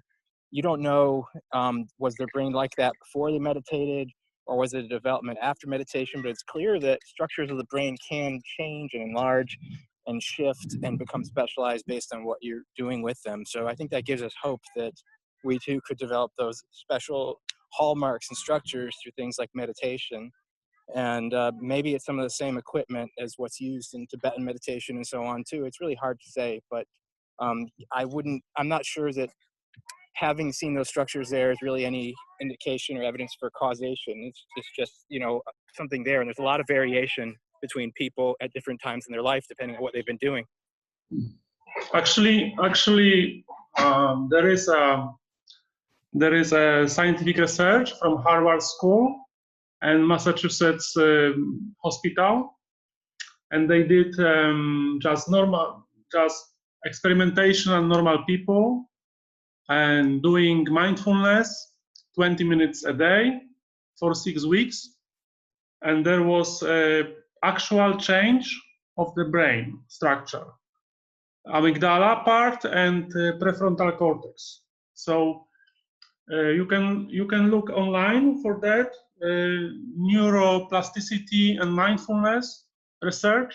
There is not only one, and that means that if you do specific activity, you actually can sculpt your brain. There's also an entire book which studied brain waves and brain structure for Zen monks. The name is escaping me, but they did find significant changes in the brains of monks who've been at it for 20 years or so. But I have to say, from what this researcher said, it didn't seem to be a question of neuroplasticity. It seemed to be a rather prominent difference. Now, maybe it is neuroplasticity. I guess we won't know until the results are published. Well, yeah, and part of it is that, you know, purely medical science, where someone's had a brain injury that, you know, say would cripple their right hand, but then suddenly, well, not suddenly, but over a period of time, a whole different region of the brain lights up, and somehow the brain shifted the function from that one geographical area to another geographical area. So that in medical science is clearly demonstrated. And there are redundancies in the brain that they're just starting to understand. One of my favorite little science articles, also about signal noise, was about the visual cortex. And they found that what they thought was noise in the visual cortex actually related to the position of the animal's body. And so body position movement was in the background in the visual cortex. So that just goes to show how many connections there are and multiple redundancies and pathways there are, and the specialized areas of the brain seem to focus on certain areas, but they may also have access to those other areas somehow too. And maybe keying into that is part of what we do. I'll post a link to that in the chat, because it was really interesting to me to think that, you know, an animal's whole body position was basically in their visual cortex behind everything that they were seeing. Right. I don't know, Daz, can I ride my hobby horse on left and right brain for a couple of minutes? Go for it, yeah. Okay. So I did quite a bit of research reading mainstream neurophysiology and cognitive therapy and all cognitive explorations for several years. Haven't done any recently, but in the main, most mainstream researchers will tell you that both halves of the brain, both hemispheres, are involved in many, many functions of the brain. Now, yes, there are areas on the Broca's areas, predominantly on one side for right-handed people. And remember, I'm left-handed, so I'm always open to, how about us left-handers? You know, maybe our brains are a little different. And Angela Thompson, actually, the person in remote viewing who's done the most awareness of this and study of this. So the thing that bothers me is that because mainstream researchers almost invariably talk about the interrelation of the two hemispheres and the corpus callosum and how it integrates things, there's this meme that is in mainstream culture, but also in remote viewing, that, hey, remote viewing is all right brain. It's really right brain. Well, there may be some, like with Harabans and Swan, yeah, maybe their structures are on the right side, and maybe that's true. But we don't know that, and the mainstream research is telling us, let's not be so focused on right or left brain. So I know a lot of people don't like to hear this. Ingo talked about right brain. Paul Smith talks about right brain. A lot of people talk about right brain. I don't, and I'm just putting that out there, that mainstream research is not supporting on this. Of course, we don't know where psi comes in or where it comes in, so it's really speculating a lot. But it's true that the right side of the brain, the right hemisphere for right-handed people, tends to be more for non-linear, for drawings and creative stuff like that. There's a lot of truth in that, but there's also a lot of noise in that meme, in my opinion. End of hobby horse. Thank you, Daz. That's okay. I haven't done enough research on it, to be honest. I've looked at the books and some of the material on that, but it's not something that really interests me. Really, the right and left hand side, it matters not to me. And I read the book Holographic Universe as well many years ago, a couple of times. In the research they did, didn't they cut out parts of a rat's brain? And no matter what part they cut out of a rat's brain, until they cut out the entire brain bit by bit, it never stopped the rat having certain memories. So it was giving the indicator that everything in the brain was recorded holographically, not in a set location. Yeah, very true. And they kept looking for these engrams forever, you know, where in the brain does memory reside? And as far as I know, they still haven't found a specific location. Absolutely, yeah. Because, you know, there are, I mean, I don't know if you guys have seen it, but I've seen cases of people, and they've had the brain scan stuff, and they have half a brain. Half their brain is completely missing, but they still function as a normal human being doing everyday tasks that we all do. And there doesn't seem to be any degradation in any of their abilities. Yeah, and someone from Mr. B from Spain, we need to recognize the difference between the brain and the mind. Mind is subtle material energy. Well, I don't know if I go that far, but for sure, we recognize that the strict materialist interpretation, there's something wrong, because the brain, the mind does exist outside of our local physical body. And I say that as someone coming from a very strong materialist background.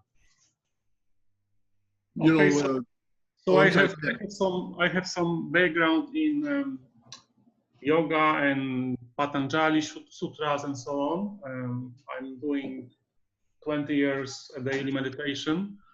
So in this system of knowledge of yoga from India, there is a brain, and there is also a mind or astral body, which is outside of physical body. And in Patanjali sutras, there were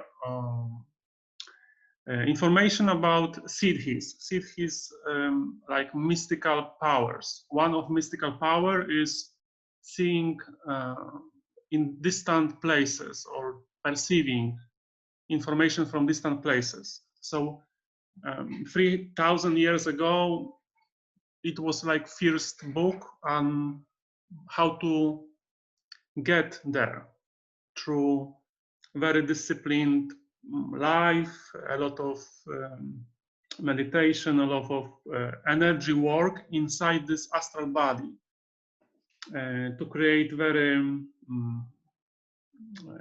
clear or powerful astral body or mind, which then can clearly perceive the information gathered from distant places. So if somebody is interested, there are many books on this, Patanjali Sutras and siddhis. Siddhis means in Sanskrit mystical powers.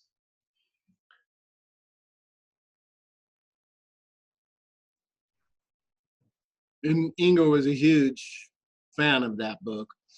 Daz, to your point on the rat thing, you know, I saw something in person one time. We were responding to a very serious motorcycle accident, and this individual literally had gray matter in their hair, on their shoulders, on their cheeks. They had no idea, you know, what their condition was. Obviously, from outside, we could see it. But that person was cheerful, was oriented ×3, meaning, you know, where they are, when it is, all of this stuff. And I was just astounded with the impact that he just had a little half helmet on. So it had been pushed up, and the whole frontal area was completely smashed. And like I said, literal chunks the size of your thumb of gray matter all over his shirt and hair. He was completely coherent, cheerful. I always remember on his arm, he had that, what was it, the ride fast, die hard, or some kind of, you know, Harley type tattoo. And, you know, for us outside, it was just horrible to try to keep our composure and talk to him, where he had no idea what his condition was. But I mean, it was mind-blowing to see it. Again, it's like all the RV research, isn't it? It's one of those avenues. You know, it's all interconnected. It all needs some serious work so we can work out how it all kind of gels together, really.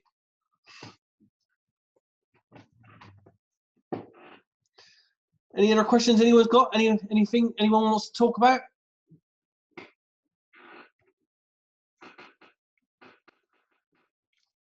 This is coming. I have a question. I wrote it previously, but now it's very far in the past on the chat.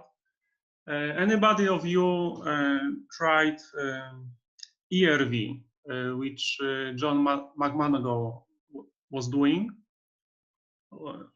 alone, solo, without monitor, just, you know, some target in your mind and audio recorder and I don't know, playing some binaural beats to get alpha theta state. And then if somebody did it, what's your experiences?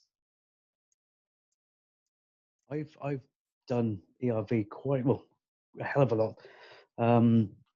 And in later years, I've taken to using an app on my phone which automatically starts recording when I speak. So as I'm perceiving images, which is normally what I'm getting, it will start recording, and quite often I'll sound quite blurry or a little bit sort of fuzzy or woozy when I'm in that sort of mode. But it's worked very well. And I think I mentioned on probably the first night I joined in a conversation here, using ERV, I've experienced bilocation on 2 occasions, quite stunningly. So yeah, that'll be my experience with it.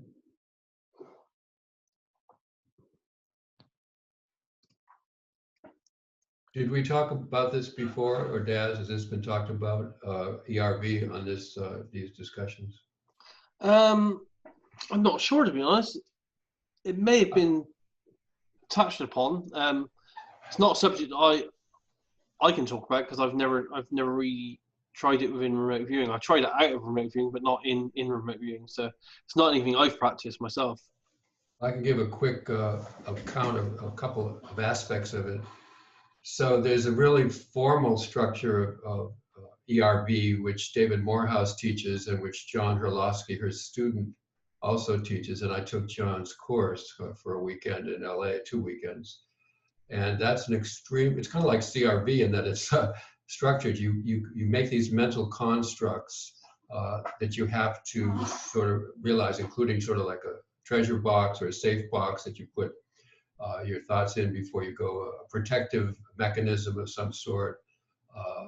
There's various other mental devices that you create, and then you go through this process after a 45-minute cool down with David Morehouse's very wonderful tape, I must say, playing in your head, lying head to toe with 14 other people. They actually recommend that you be in a tight space, and somehow this increases the likelihood that you're going to have a true ERV experience where you go there.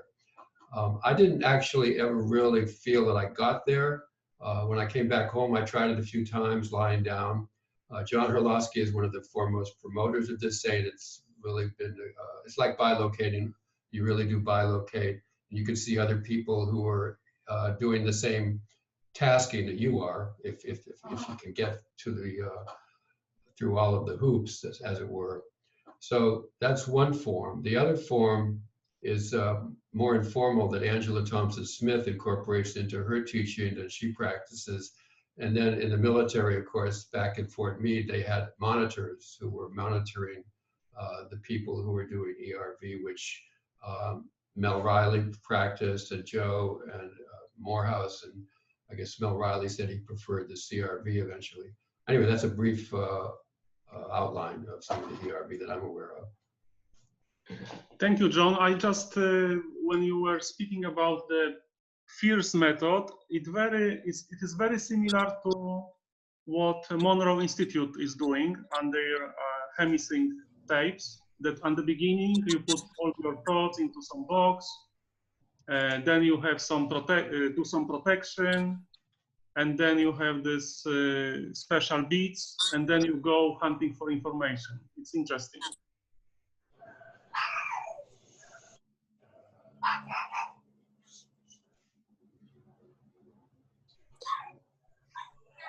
That's kind of like what I that's why I kind of have that perception that in extended, because it's so immersive. And then there was something on Facebook about Vivanco and some of the impressions he was getting where he was actually taking on, you know, physical burns and stuff from a target and stuff like that that were momentarily with him. That's that's why I kind of get the impression that we are reaching out. A part of us is reaching out to the target, and then the whole bilocation. It seems like a part of us is immersing into that actual target. That's what it feels like to me. But it's just a guess. I was under the impression I'm not sure. that the mind was recreating the target so much within itself, a bit like the Matrix in the Matrix films, that it was making it real. So bilocation is just buying into your own virtual reality. That's what Lynn Buchanan says, right? That you're sort of stepping into a purely virtual reconstruction inside yourself when you bilocate that's indistinguishable from real life. And so it behaves the same way and so on, but it's a reconstruction. But I just don't know if something is that lifelike and that real. I don't know how you'd be able to tell. Am I really there, or is it a reconstruction? I think either way, it's a guess. Well, the thing is, you see, you're doing it millions of times a day. You walk down the street and your mind's always ahead of itself, mapping the situation out. So your mind's constantly, you'd be walking down the street and your mind's going, okay, if I walk out at this point, will that car hit me? So at every point of the day, you're doing hundreds of thousands of virtual reality calculations and mind mapping in your head. And I think the bilocation is just an advanced version of that. It's just an advanced, you've spent 10 minutes building this virtual reality thing, and you're just buying into the reality of it. But what about the, and I know we discussed this before, but I still can't get past the incidents of some of these really amazing remote viewers that had these experiences where they seem to be spotted by somebody. What are they seeing? How is that? And I know it's theoretical or whatever. I'm just throwing it out. I haven't seen a tangible case where it's been recorded and scientifically proved. All I have is stories, anecdotes of evidence. I can't go on that. Ingo was spotted in penetration, right? Am I Well, that's different. Right? That's different, isn't it? If someone's purposely going out or accidentally going out and interacting with alien beings, I can understand there being some kind of possibility that they have a mind more powerful than us. So I can understand something happening there. But in a normal remote viewing case where me and a team of people have all gone to the same target, none of us have seen each other at the target. But John knows that's because if I remember it correctly, John Herlowski's book, he talks about this too, where, like you just said, if you're going in with these other remote viewers on this same task target, you could actually see the other people in your class basically at the target. Is that right? You could do what to them? You could, like, if you're tasked, say you're in a room and you're all tasked in an ERV session, and you guys are all going to the same target at the same time, you could actually see the other people that are tasked that same target at the target. Is that right? John Herlowski said that, yes. Yeah. But the thing is, it's not blind, it's not scientific. You're led down in the room with all those people. Yeah, but they're blind to the target. Everybody's blind to the target. Yeah, you're blind to the target. Oh, yeah, I see what you're saying. Yeah. You're not blind to the people that are there. So if you're creating a virtual reality and those people are led down next to you, you might just be including them in your virtual reality. It's like, on my target monkey, right, I've got all these targets, thousands of targets, and there's targets like the Eiffel Tower, and the date and the set time of the target is the time of the photograph. So the time is an actual specific destination. Now, all the thousands of people that have done that Eiffel Tower target, I haven't seen any of them come back to say, oh, I went there at this exact time the photograph was taken, and I saw loads of other remote viewers floating around as well. Not a single case ever recorded, ever. That's what I'd have to see. I'd have to see, someone from London saying, I was there and I saw this person and they looked like this, blah, blah, blah, blah, and they recorded it in their session. And then someone from New York, maybe a year later, said, well, I was there looking at it and I saw this person, blah, blah, blah, blah, and this is their description. And then I could tally the both together. But no one's ever saying they've seen remote viewers at any of these targets, even though the target's set to an exact second. No one ever records ever seeing any remote viewers there. I get what you're saying. So I thought some people have claimed that they did detect the presence of other spirits or things there. I'm not sure about other remote viewers, but there's no evidence that they did. No, there's nothing recorded in any RV sessions anywhere. All I hear is stories, people saying, yeah, I saw someone. That could be psychic overlay or the intentional belief of the tasker. The tasker's got it in their head. Oh yeah, they're going to see all the other classmates there, and they do. I have to go on, being a remote viewer, I have to go on scientific evidence, and I've seen thousands of RV sessions, and not one says it. But I can understand when you're looking at an esoteric subject, something really strange like possible alien beings on the moon or Mars and stuff. Then yeah, we don't know what their capabilities are. They might be able to track us down. I just hear something stirring. You walked right and it's not that. What's going on?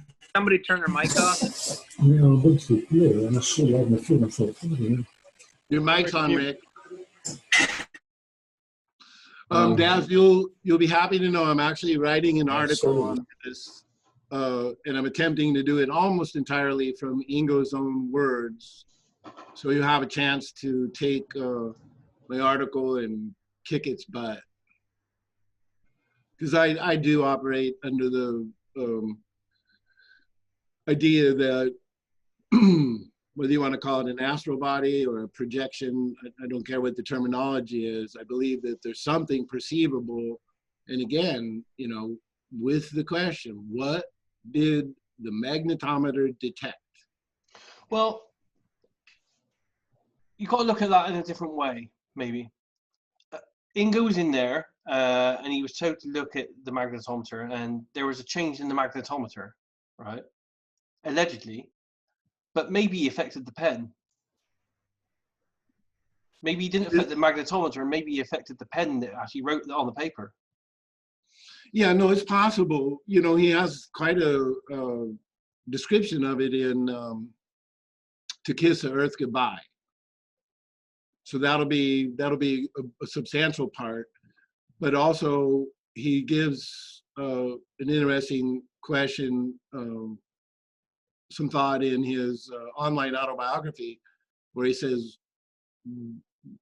out of body, what am I using for eyes? And he goes, so I'm going to write it up. Your review, no matter how brutal, will be welcome. But I think, and Tom McNear, he made a couple of interesting comments in Ingo's new, updated, or the special edition of Penetration, where he acknowledged the beings he communicated with could have been the other viewers at that location. So he put that out there. I'm sorry, go ahead, John. Just back on the point about the magnetometer. Yeah, I was asking, he used telekinesis. Did Ingo use telekinesis? You've probably seen this, Russell, with your photographic memory, you'll remember it, that Ingo said that he thought that, hey, I was just observing that magnetometer. I was not trying to affect it. I was observing it. So he's bringing in quantum mechanics, which he has brought in many times in his writings about a possible explanation for what's going on, talking about the observer effect, which is well, except Yeah, and that's possible, except for in that same passage, he used the term the impact of observation. So if you're looking at a quantum phenomena, we have to remember, as Daz says, whatever it was translated to the, I don't know what you call it, a seismograph type device with the pen. So it was translated to a mechanical function that was multiply witnessed. So I can't say, look, this debate will rage forever. Yeah. I affectionately take a position slightly opposite of Daz. So now for me, it's playful banter. I'll put it out there.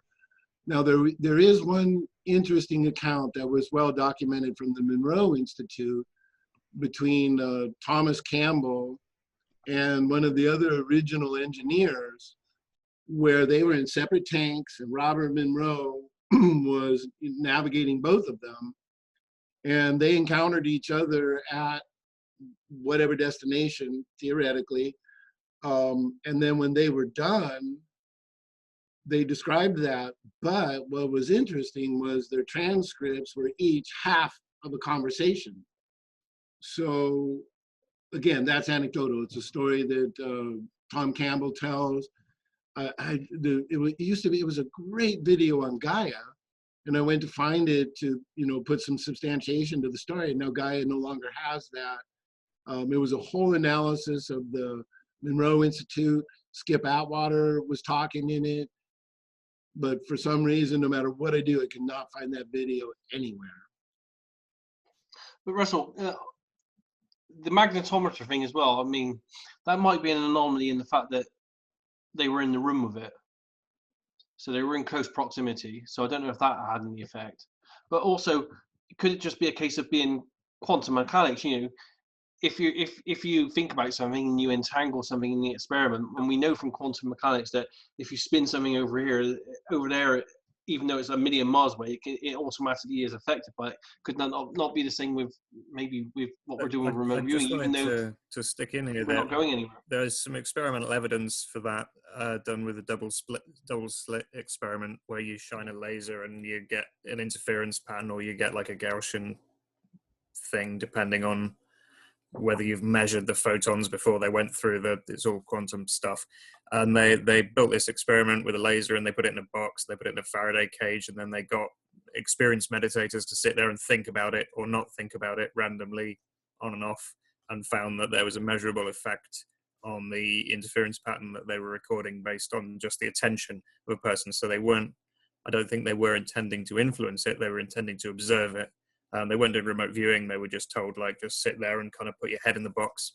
And, they were sort of people from a more conventional meditation background rather than remote viewers or psychics or anything. And they got a measurable result from that. So maybe that's what Ingo did to the magnetometer. I guess that's a sensitive instrument.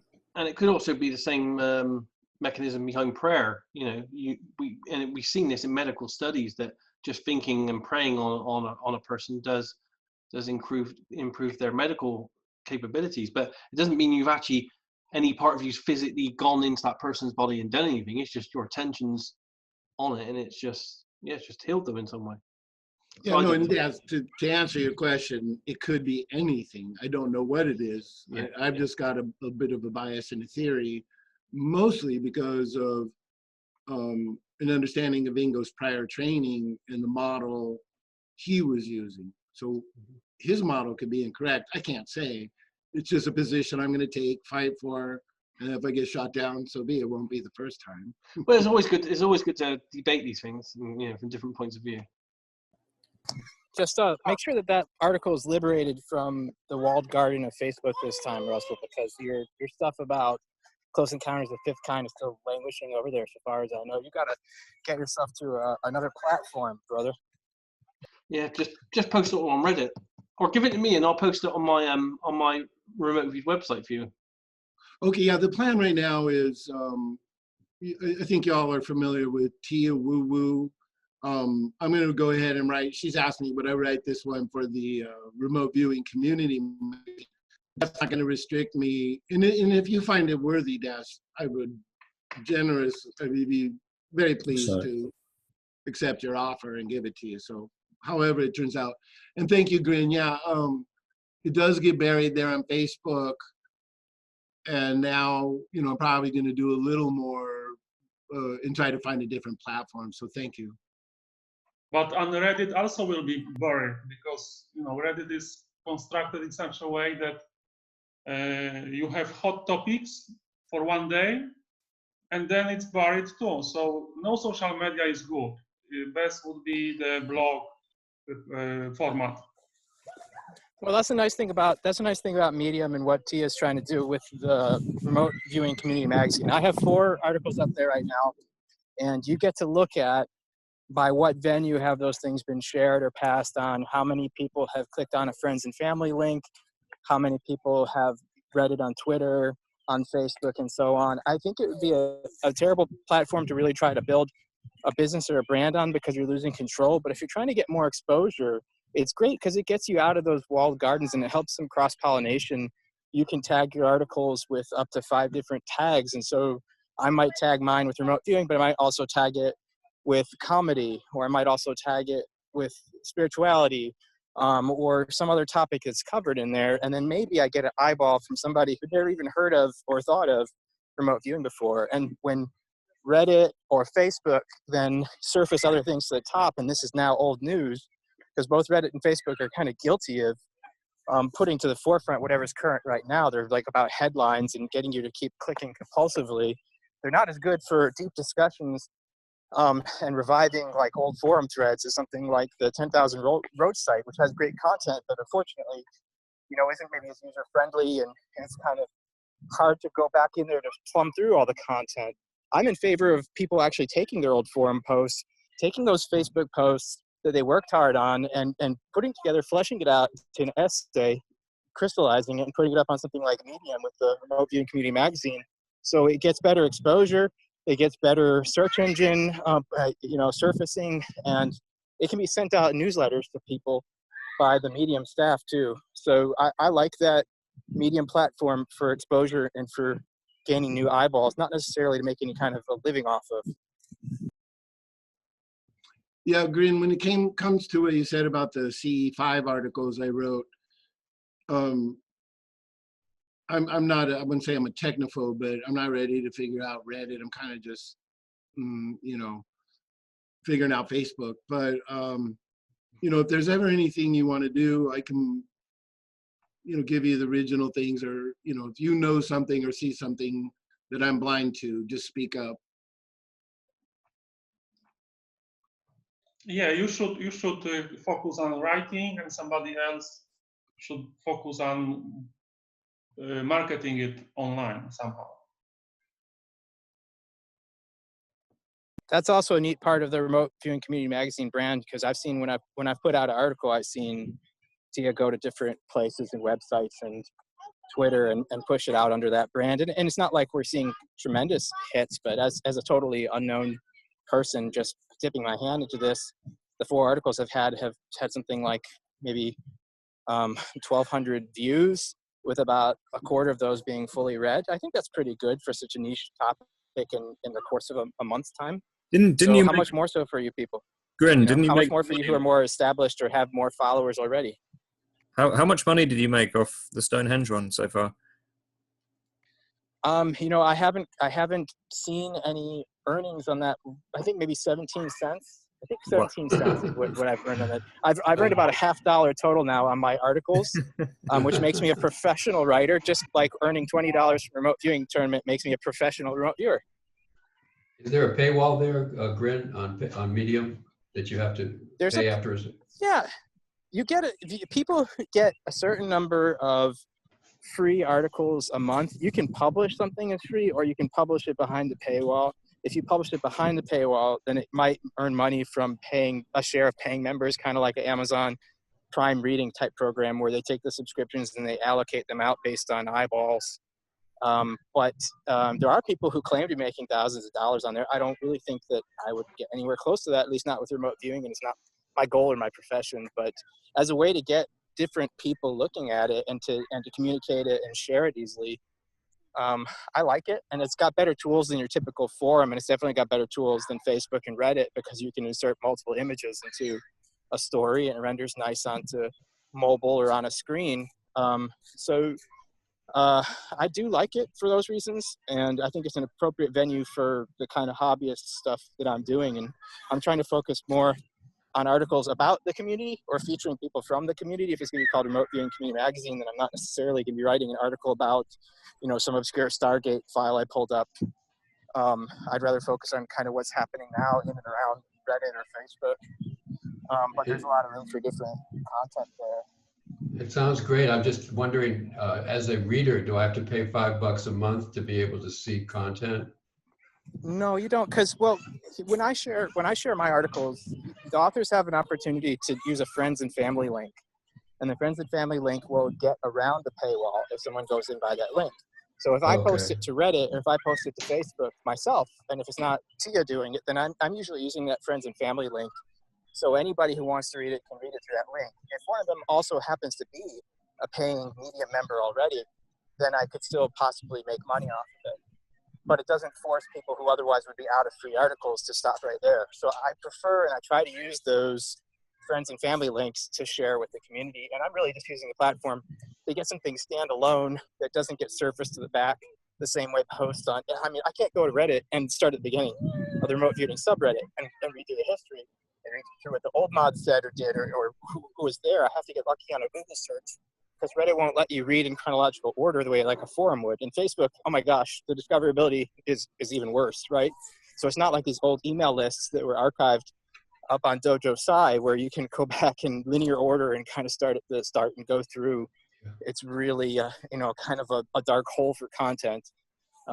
So I think other people can use third-party blogging websites like this that tie together, especially under a brand like Remote Viewing Community Magazine. Somebody subscribes to that and you publish an article to that, then we all get the benefit of that, because people who subscribe to Remote Viewing Community Magazine then get those new articles, not just by one author. You know, there's somebody, I think, named Bobok, B-O-B-O-C, who's posting on Facebook right now some really interesting, really detailed stuff on a personal blog site, and I worry that he's not going to get outside of Facebook any interest on that, because it might be hard for a web browser to find. You know, he's kind of locked into his own ecosystem.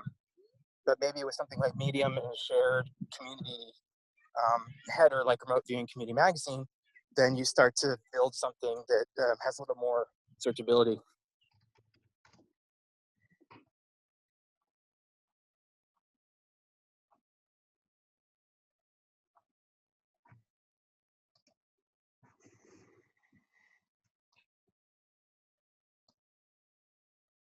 Fabian, I see you in heavy contemplation there. He's been very quiet. How's everybody doing tonight? It's good to see you guys. I have been in contemplation, and I came into this late, so I've been kind of catching up with what you guys are talking about. Curious if you guys had mentioned the book yet. Our reading assignment for tonight. That's been delayed till next week, because quite a few people have only just got their books and they've only just started it. So we thought we'd do that next week now. Yeah.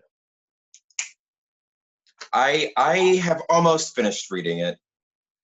And I don't have too much to add just yet. So I'm listening in. Well, there's something brewing in there. Come on.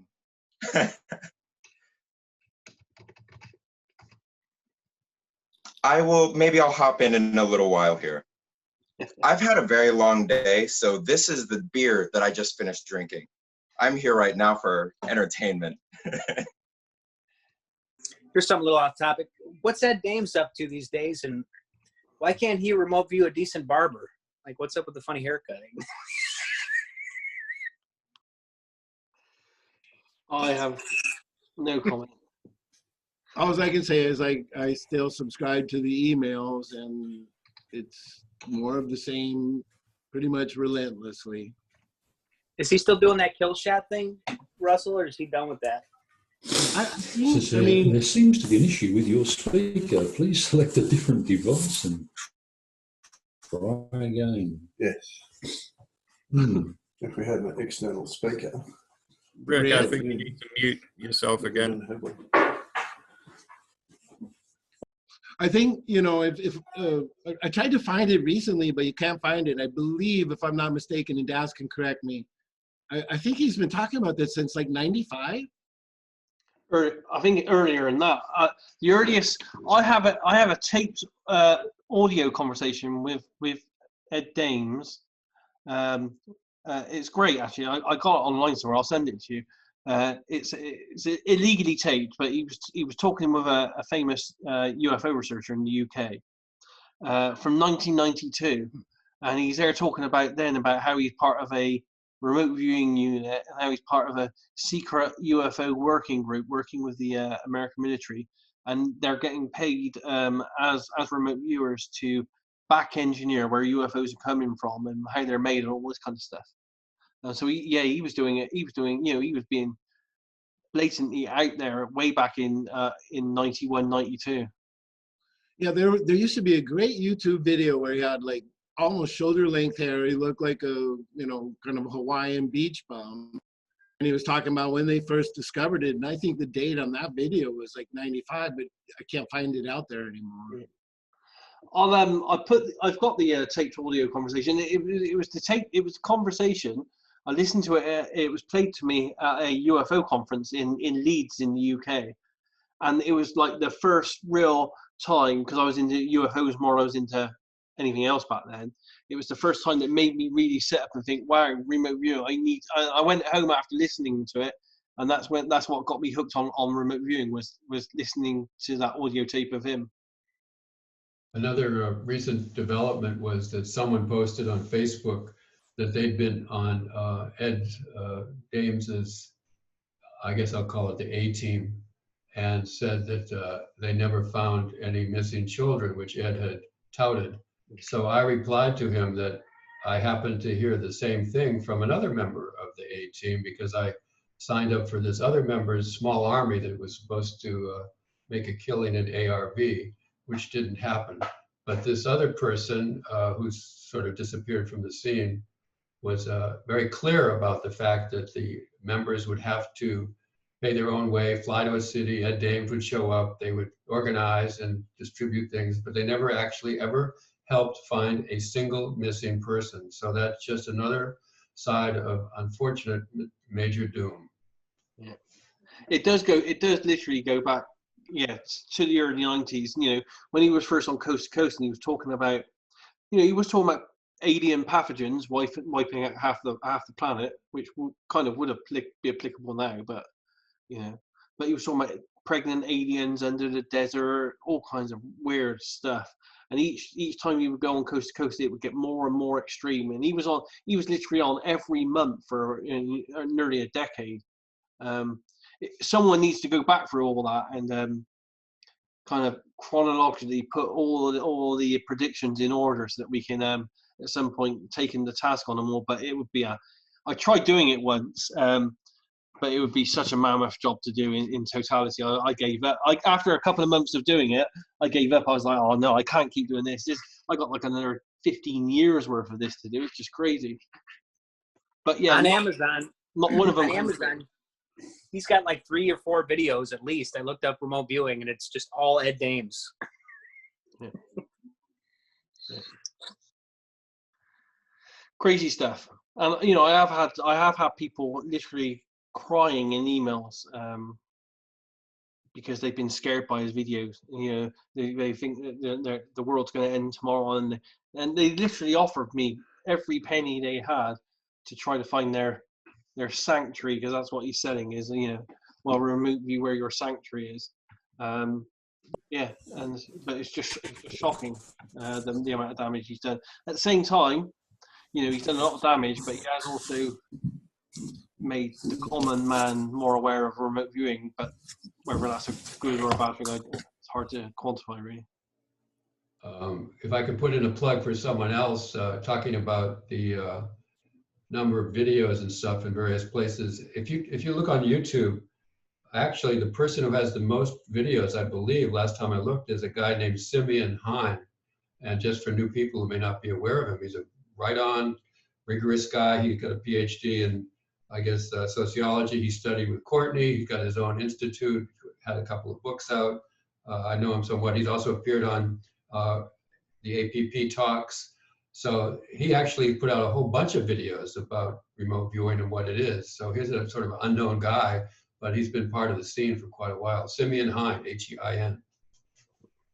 Yeah, he's an awesome guy. I met him at IRVA.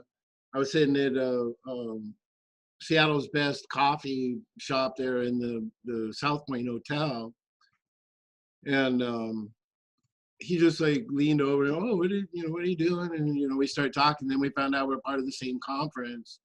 One of the most interesting things he has on, because I subscribe to his YouTube channel, he interviewed a guy at that IRVA conference who had received a voice message from Pat Price the day before Pat Price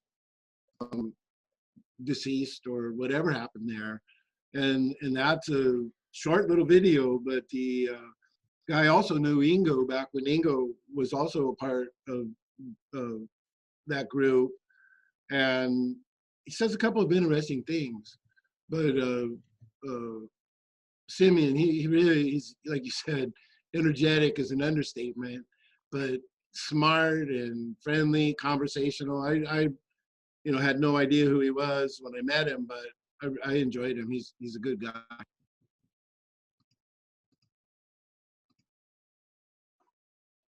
The woman that's on your crypto team now, Daz, you were talking about, Russell, you were telling me a little bit about her. She's supposed to be really phenomenal, but she knows CRV and HRV. What does she practice now? Like, what is she going with? She uses a bit of a mix now, I would say. If you go to my website, remoteview.com, I actually have on there, I can't remember where it is, under the media maybe. Under media and then projects, I actually have some of her remote viewing examples, and what it is her training. She allowed me to put them up there. It's her training session she did when she trained with David Morehouse. So you can actually get to see the quality of her work. She also did a video called Hitomi and the God Particle. She did that at HRVG, and it was released as a pay-for video and on YouTube. But and this is where it gets, because remote viewing also over the years has had these fights and arguments. Dick Augar and his trainer and mentor Glenn Wheaton had a bit of a falling out over that video and other stuff. And Glenn Wheaton, I don't know why exactly, because it was a full HRVG production, but HRVG then threatened to take Dick and Hitomi to court over the video and something or other. So Dick had to pull that video, but it was one of the most amazing remote viewing example videos where she was looking at the God particle on the Hadron Collider and stuff like that, and it was really good data. I have a copy of it, and several other people have copies of it from when it was online and stuff, but it's not online anymore because they had to take it down, which is a shame, but it is an amazing video.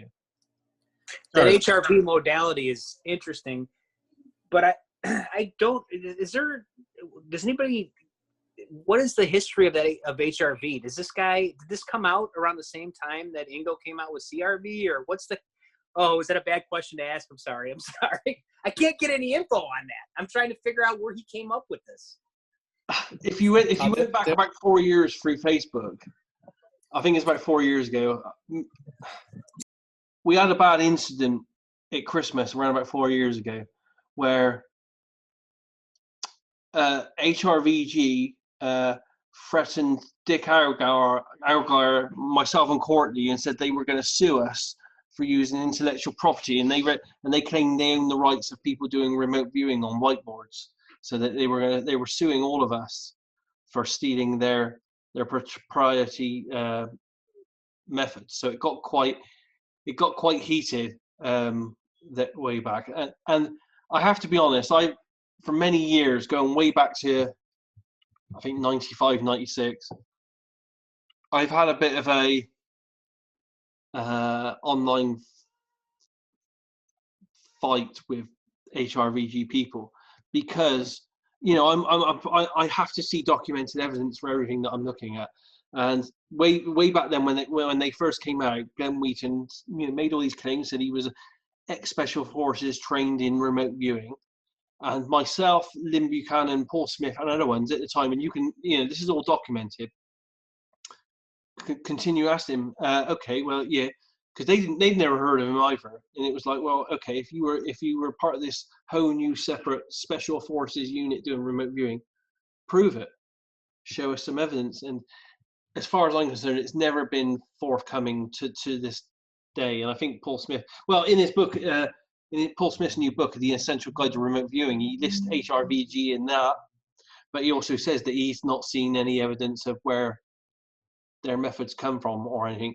I personally think, from my research, because I downloaded their entire early message board system, and I got a copy of that.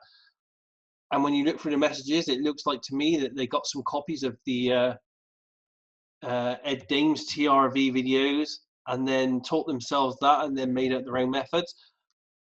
But they say something different. So we've always had these big underground conflicts and fights, and even on my own site, I got on my remote viewing site, I've got a page of remote viewing methods with a map on there, and I've got HRVG to the side with a question mark.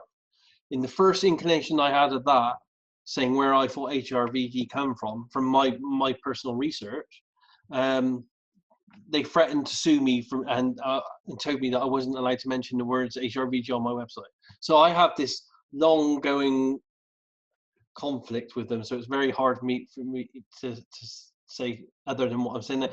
On the other hand, though, a couple of times in the last 6 months, I have actually had, for the first time ever, Zoom conversations with Glenn Wheaton from HRVG. So we are mending some long-standing bridges on this, as long as we don't mention where his methodology came from. Because I just, again, like anyone else, I still have not seen any evidence that there was a secret special forces unit that was trained in remote viewing. So it's a long thing there, but yeah. Then there's some sticky situation, and it extends to the Hitomi thing as well. Something happened with Hitomi when she was doing the remote viewing over there on that video. Something clash of people or something went on. I don't know what it was, but that's why you can't see that video online. And it was one of the most amazing remote viewing videos out there, which is a real shame, really. It's really sad, a lot of the infighting. I mean, the community isn't quite big enough to rip itself apart like this. It'd be good if everybody could just share these techniques and just hold hands and just do it together.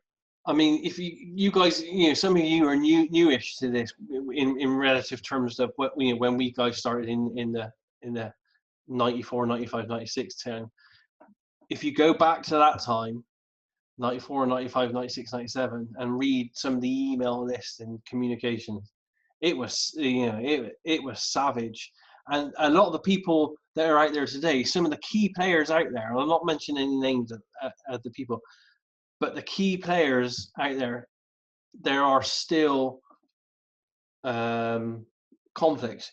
It may look good on the surface, but in reality, a lot of the key players out there don't like and don't get on with each other to this day. It's just the way it is. I do like their method. Dick makes it look easy. It's interesting, and to be honest, I don't care what method people use. If they just come out and say, okay, we made up this method, and it works, I'd have been, hey, yeah, great, fantastic. I see your viewers, they're doing great work. And I've always said their viewers do good work. I just cannot quantify what they say about where it came from, because I can't find any evidence of it anywhere. And believe me, I've searched. And I don't like it when people say things and you can't quantify things, because that's the whole thing about remote viewing is it's all based in science and quantifiable with feedback and data and papers and stuff. But it is, yeah. So that's where the whiteboard came from, the HRV supposedly. I know Courtney picked up on the whiteboard deal. they did use, and I did see them. They did I can't remember what the video was. It was where they went. They did a video experiment where they allegedly went back in time and changed a photograph from I think the 1800s or something. And in that video they made of it, it was an IRVA presentation, maybe in something like 2002 or something. They used a whiteboard, and it was the first time that someone did an RV on a whiteboard. So because they did that, then yeah, they tried to sue us, saying we'd stolen their proprietary remote viewing methods, and that we were doing bad stuff with it. So and that caused a huge big stink. Yeah, and it actually caused Dick at the time to have to get a lawyer involved, because they were actually suing us for using whiteboards. And Dick did have a mini breakdown at the time. It caused him to lose a hell of a lot of money because he had to pay for a lawyer, and that caused him to have a mental breakdown at the time. And bearing in mind, this was before crypto, and I was working with Dick on Farsight projects, but a year before that, Dick and me online were absolute enemies that butted heads, because I said I don't believe HRVG's origins, and of course Dick was very protective of Glenn, who was his teacher, as most students are. There in this subject, most students get very attached to their teachers. So he was defending Glenn to the hilt, and yeah, for a number of years, me and Dick online had huge big arguments, and kind of were enemies all over this stupid history thing. So it's a bit of the HRVG thing. It's a bit of a dodgy subject. But if you go back right through the history of remote viewing, and it's all there in the email board list of there's an email list called Stargate, and there was one called, well, PJ's got a couple of them as well. You can see all the emails from hardcore people back in the day, Lynn, Paul, myself. There was 3 or 4 others, all questioning HRVG. Said, okay, because they popped up out of nowhere. And it's like, oh, here I am on Special Forces training. You try to get them to quantify that, and they, as far as I'm concerned, they never have to this date. It's not to say it's not a valid method. It's just that I can't validate their Special Forces training in it. It should be at least mentioned that Joe McMoneagle has said that he verifies that he recognized Glenn Wheaton from some sort of military context, but that's as far as I've ever seen it taken. Yeah. Does one have to go to Hawaii to learn HRV? I don't think they. As I said, I spoke to Glenn a couple of weeks ago for the first time in 2 decades. Because although we argued online, we never physically spoke. But he reached out to me, and I did speak to him for an hour or 2, and we are going to try to make it a regular thing. And I've got to be honest, it was a bit awkward and a bit weird. But he seemed to be a nice guy. But as far as I'm aware, they don't. I think they're a very small group of people now that don't teach it or anything. I don't think they're very active.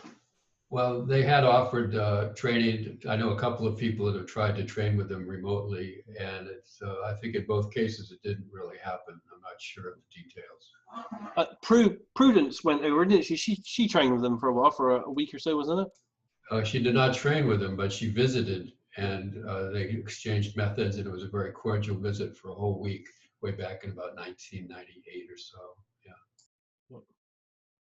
It's as I said, if you dig underneath the hood, remote viewing's got a bit of an aggressive conflict in history, and it still goes on. Every now and again on the Facebook page, you see it flare up, and it's generally over bits and pieces like the intricacies of ideograms and a few bits and pieces where one set of teachers is taking it down one direction, and then you'll get Paul or someone else saying, well, no, that's not the way it was done. It was done this way. And you can see some of the flare-ups now and again, but it's nowhere near as bad as it was in the 90s. In the 90s, it was an all-out battleground back then.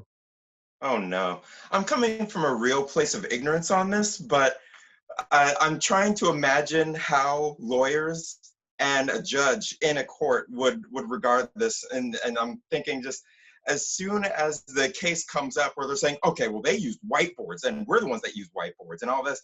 I mean, how, I say I'm coming from a place of ignorance because I understand where we have different approaches to these techniques, but how would anybody outside of the remote viewing world view this argument? And how would a case be won or lost? I imagine there are so many judges that might throw something like this out and say, are you guys serious? Like, what were your thoughts on how that would have gone? Well, at the time, it was distressing because Courtney had a letter, I had a letter, and Dick had a letter. And Dick was going through some bad times because he'd also, I think, I don't know exactly because we're going back about 4 or 5 years, but he'd hit his head in an accent, so he was having some kind of mental difficulties as well at the time. And I think because of that, he'd lost his job as a newscaster. So it came at the wrong time, really, with all this happening. And as I said, you know, I knew Dick and I worked with him on a couple of Farsight projects, but we weren't as close as we are today. You know, 6 months before, we were pretty much enemies, you know, biting at each other's throats. But even I felt that this was a step too far to claim that you owned people doing work on a whiteboard. But you know, we had to do something to try to counter because Dick had no money, but he was having to spend whatever money he could get to hire a lawyer to counter being sued. You know, because you know, in America and stuff, it's when you're getting sued, it's a serious kind of thing. And Courtney I was considering actually doing a method using an old-fashioned scrolling chalkboard. I was just wondering if anyone had any objections. Well, it's crazy. And at the time, all this was going on behind the backgrounds, and no one knew about it. But I also knew, and I brought it, and I made it really public, and I put it all on Facebook and everything, because Glenn was also, whilst he was doing this and he was suing us, he was also on the board of IRVA. And I felt that it was unethical for someone to be on the board of IRVA to damage remote viewing by suing all the other people for using a whiteboard. So I put it all on Facebook and made it all public and said, look, here's the letter where he's suing us. What do you guys think? Do you think he should be on the board of IRVA and also be suing us and all this kind of stuff? You know, because if I didn't make it public, then we would have had to carry on in the background. But I think making it public and making everyone have a big stink about it, and he got chucked off of IRVA for a few weeks and all this kind of stuff, I think that made him reconsider what he was doing. And in the end, he dropped the case. Well, I don't think he had a case anyway, but he dropped it all. But yeah, it's just one of the things. And if you go back before that to the 90s, there were similar stuff. I'm not going to mention the names who it was involving, but 3 or 4 of the real big people in remote viewing in the 90s, in structures, and I'll say some of them were instructors, and one of them was a person that owned an influential remote viewing website. They had some very big conflicts and stuff in the 90s as well. And it's, you know, it's happened multiple times. And as I said, even today, underneath the hood, there is still some simmering kind of rivalries there. Everyone's in a little tribe. So basically, if we want to follow tradition, we need to start up some junk right here, right? So who's ready to throw down, guys? Fabian, Fabian, man, I can't take you anymore. You know? Oh, I'm sure you could. I will break this on my table and I will take everybody out in a heartbeat. I've actually got to run. I'm gonna be right back. I've got to take another call, but I will hope to see you guys again in just a sec here. Yeah. You like the whiteboard though, right, Daz? I mean, after you do a couple paper sessions, you go into the whiteboard. I mean, at least when you're doing, you know, when you did Farsight and crypto or whatever. Yeah, I think it's, and I give Courtney all credit for it really, because I never wanted to use a whiteboard, and I hated it at first, but I now see it as a massive improvement and extension to the stage 6 of CRV. You know, because in stage 6, essentially, is you're playing with materials, so your whole body's kinesthetically kind of integrated into the process. And it's the same with the whiteboard, because you're stood up, your whole body's moving, you're moving about, your hands are making big gestures and stuff. So I see it's the same thing really, and it's a good extension of what I would say is stage 6 of CRV. everyone should try it at least once.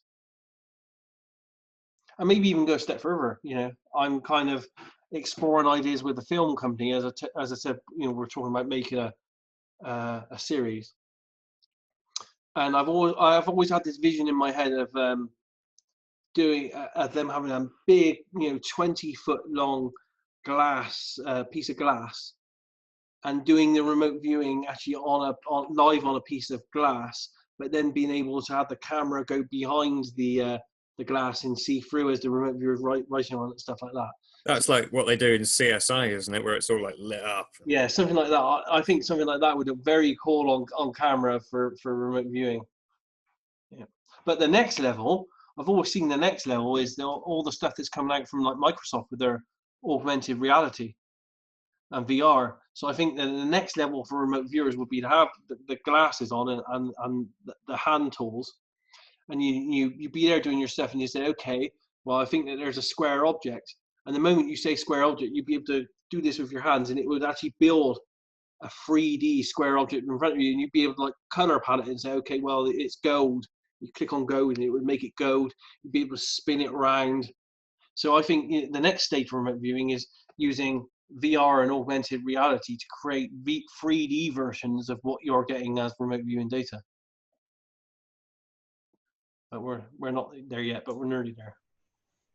There is an app which allows you to build, not an app, it's on my website, 120 Plus. It's a device that allows you to build things in 3D by sketching or something. Yeah. But I think Lynn Buchanan has expressed quite an interest in virtual remote viewing, but I haven't seen any development really anywhere in the field about it. Yeah. Other than what you mentioned. Yeah. I think we're getting there. I mean, you know, you could probably use if you guys use Minecraft, you could probably build a final kind of model of your target in Minecraft pretty easily. I would have thought. I read something about Minecraft like, Grin, do you remember this? Was this on the Reddit of like somebody basically dowsing, trying to find diamonds under the ground or something, and they were like, oh, I found them way quicker than I would have found them otherwise. Yeah, that would be a good experiment actually. Because I think it is random, isn't it? Where the diamonds and the gold get placed. Yeah. I vaguely remember that, and if so, we're gonna have like millions more remote viewers trained soon because that Minecraft is just like insinuating its way. Yeah, they will be, but not forever. Just coming at the tail end of that, and talking about using forms of 3D modeling to bring in representations of information brought in through RV sessions, and in recent years, the last 9 years or so, I've been fortunate enough to work in 3D modeling. And one of the odd sessions I did have, which was one of these bilocation sessions, was I was able to recreate my experience floating around this strange symbol. But it was something I've really considered in later years of actually using 3D modeling instead of using clay or sort of just drawings, but to actually use the technology that I work with now to actually sort of bring these portrayals in. So I hope I was not speaking out of context. Was that sort of where the conversation was? Do it. My mic work? Is this on? Yep. Okay, good.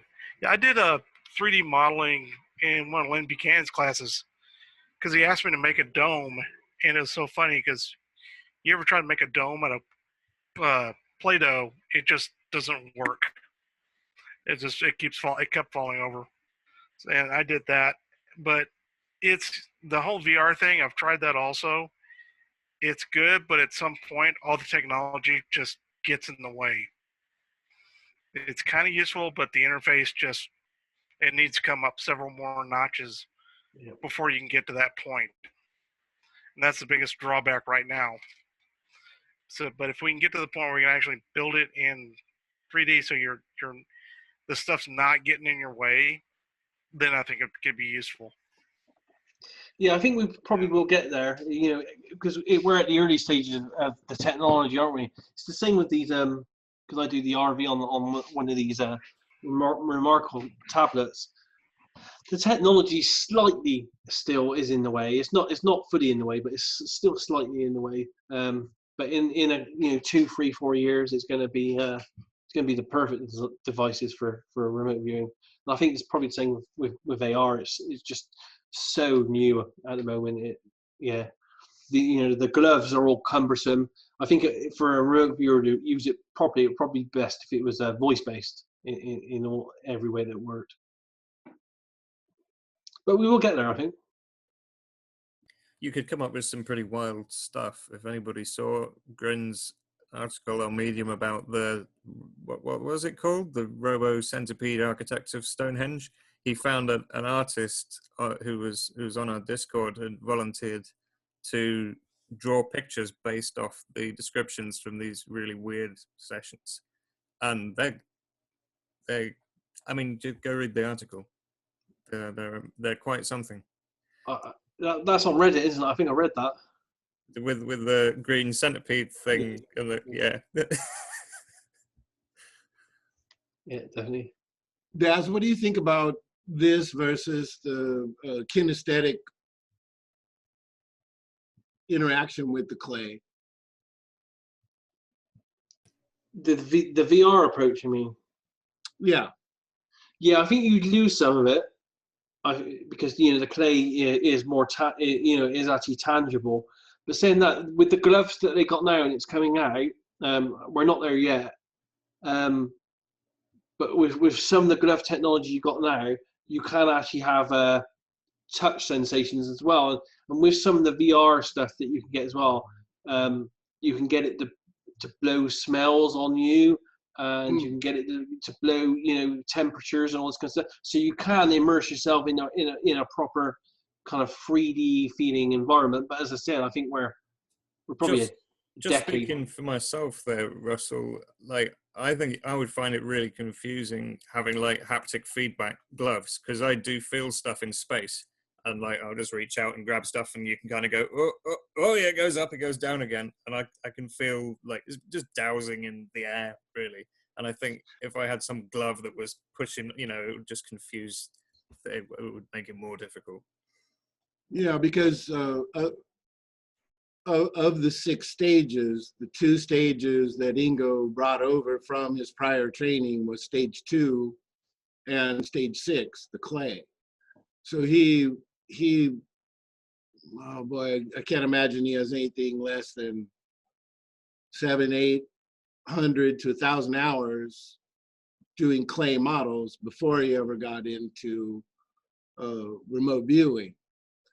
And the purpose of the clay models in that prior practice was to see if you could express with your hands a conceptual idea. So to pass some of the training that I had to go through, like for instance, just one level, I had 40 hours of clay modeling over 4 10-hour days, which can be exhausting. But I know now in remote viewing, literally as soon as I start to mess with the clay, I'll fill out a whole S6 matrix in a couple of minutes, whereas before actually touching it and feeling it, there wasn't much going on.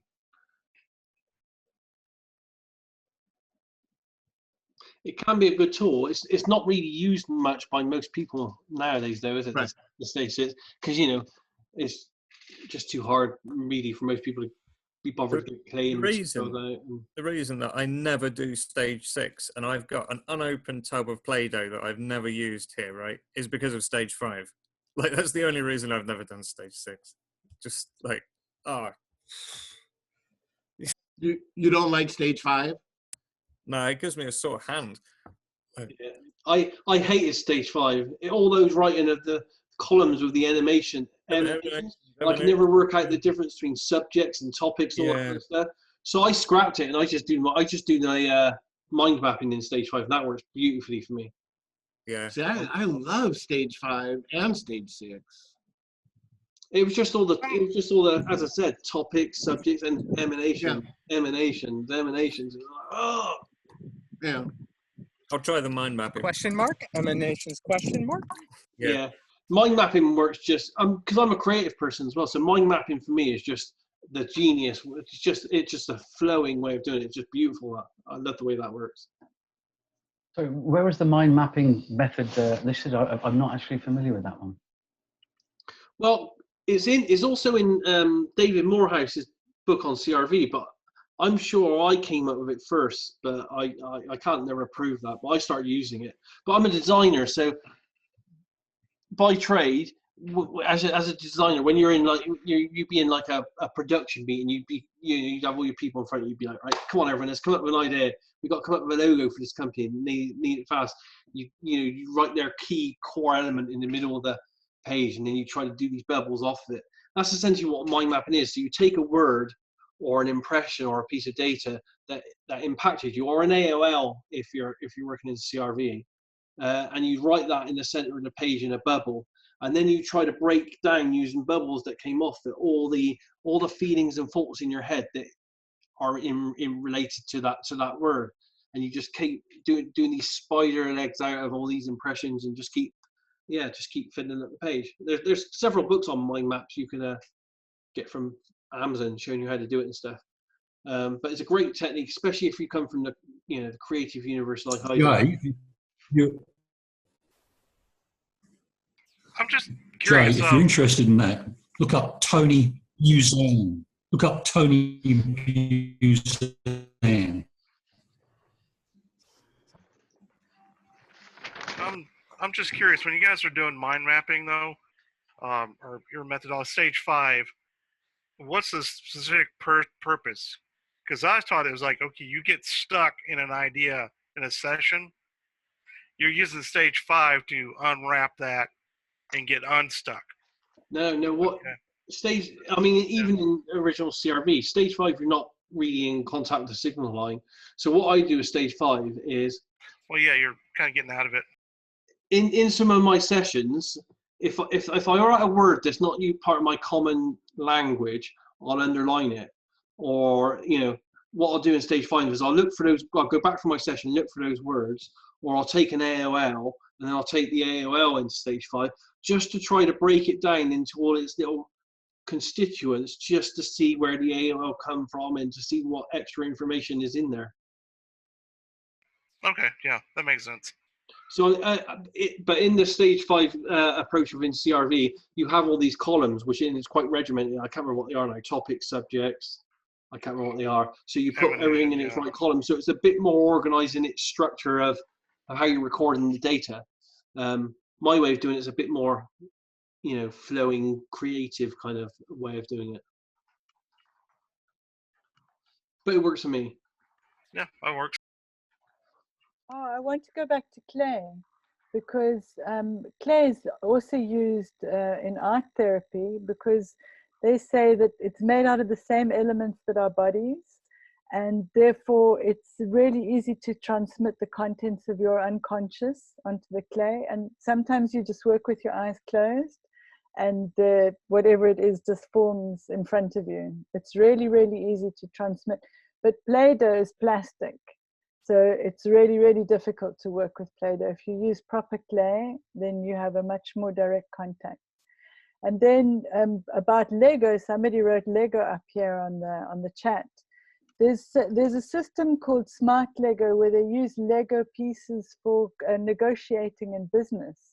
They get people together and they do like a set number of pieces. They give each person like a little bag with the same number of pieces.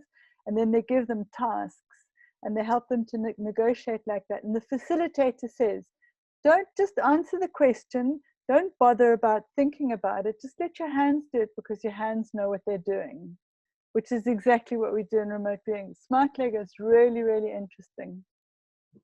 And it really helps bring out information. Yeah.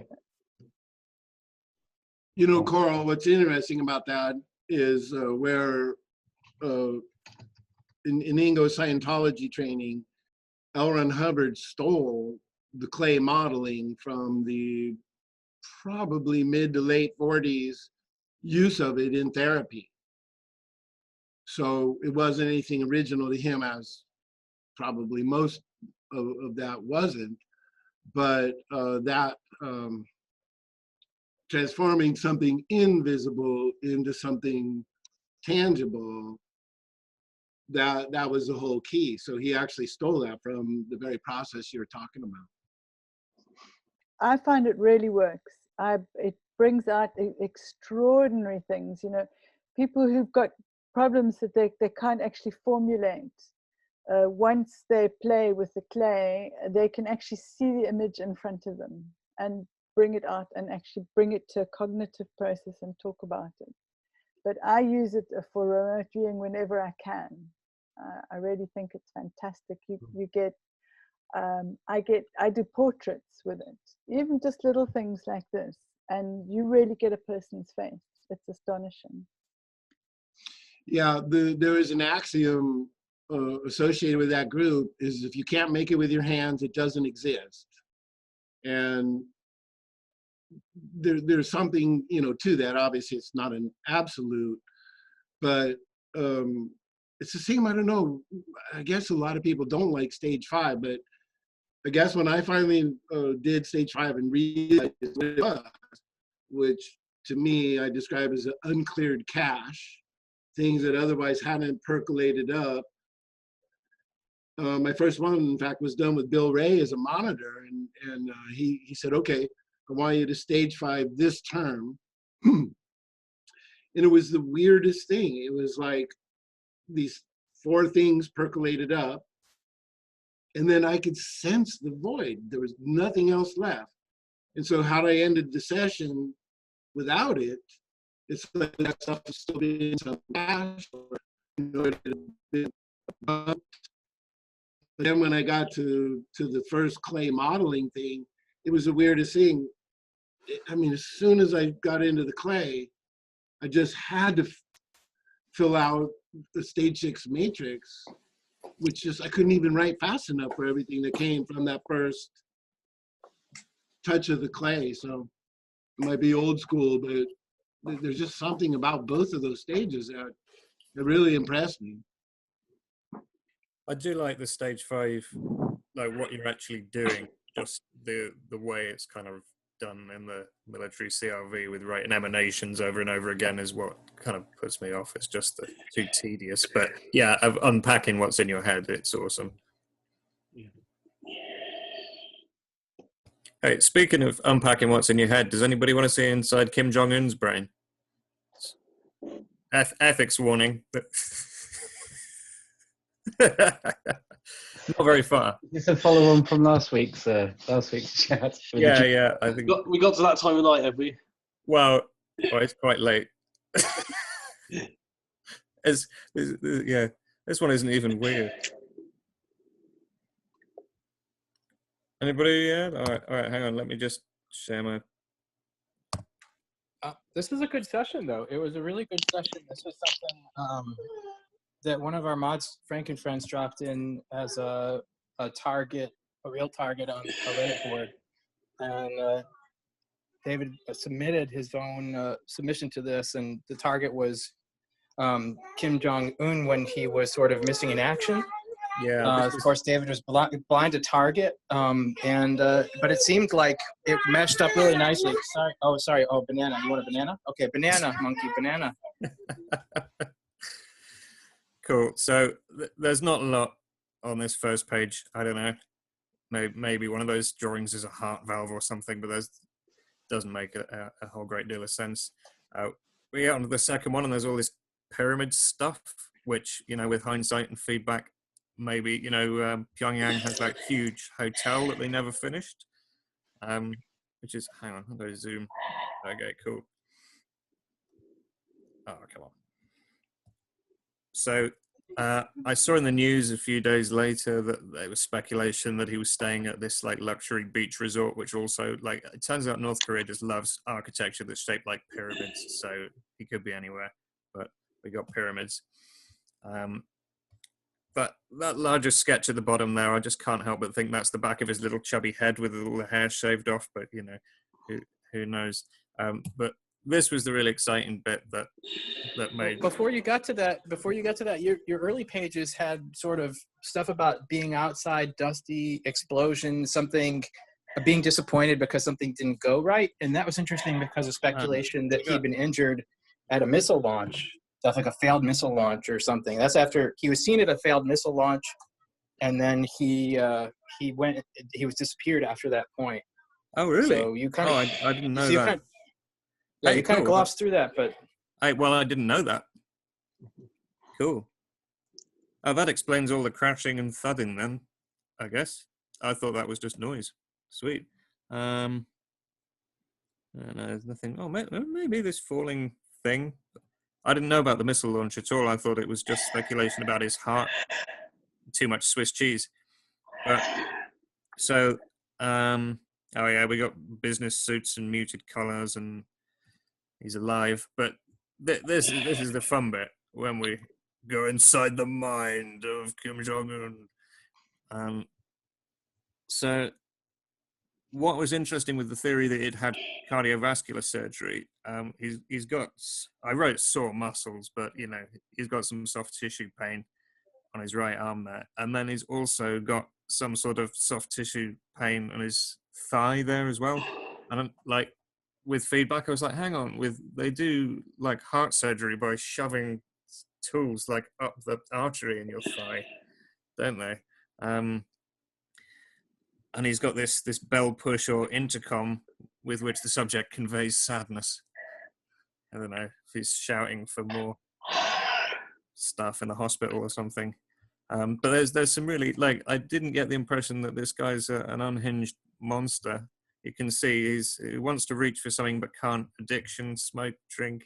Maybe he's stuck in hospital, maybe he's not. But he's not allowed his cigarettes and his imported brandy. Up here, it's quite interesting. This deep thing that's driving them, that's been a long time. They don't think about it much, but it's foundational to their life. At the time, I was actually thinking like, if this is Donald Trump, I'm putting that thought right out of my head. I didn't even write it down. I was just like, nope. So, but yeah, his sense of being alone, set apart from others, and he feels bad. He's in an impossible situation, lose-lose. He's sad for others. Responsibility, must not let others down. Been given bad news with regret, which felt like, a doctor giving you some really bad news, like, so whoever's giving that news didn't want to be there, being the person delivering it. But yeah, it was very interesting getting this back. And then like 2 days later, duty, he right? reappeared. Like you had words like duty in there, D-U-T-Y. Yeah. Sense of duty, I believe. Responsibility. I don't know about duty. So the picture the press has been drawing is that he may have had a heart problem, that he may have had addiction to alcohol. Also, he's still mysteriously not around. Oh, he's gone.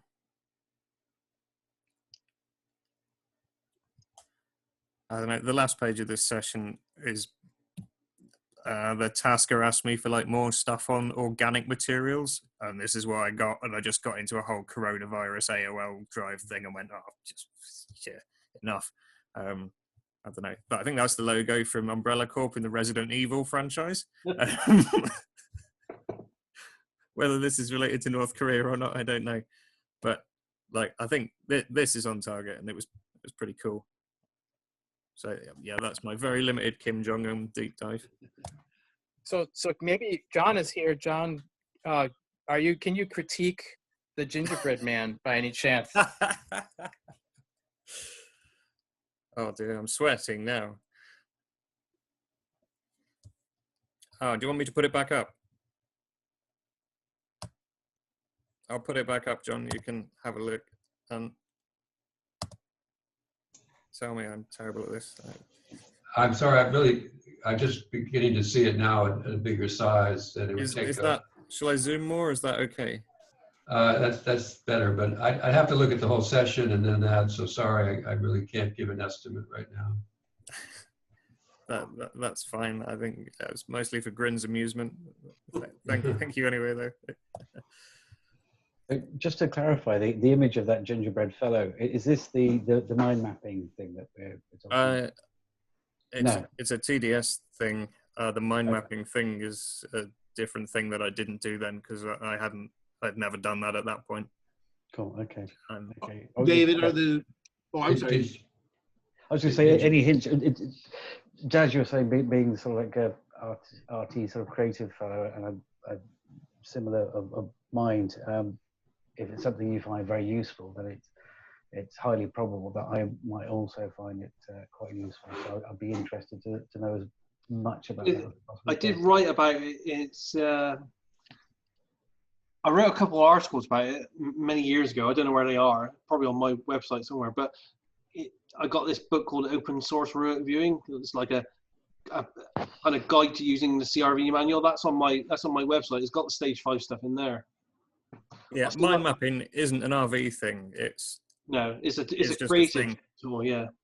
Well, let me ask you: did you also do a gingerbread for the physical body? Because that's another TDS technique too, of course. Well, that was the gingerbread for the physical body, but a whole load of emotional influence stuff came out of it as well. I mean, I got the pain in his arm and his leg, and he's wearing something a bit like a watch, and I kind of thought, is that like a hospital monitor thing? And then I thought, I'm thinking about this too much. I'll not, but maybe.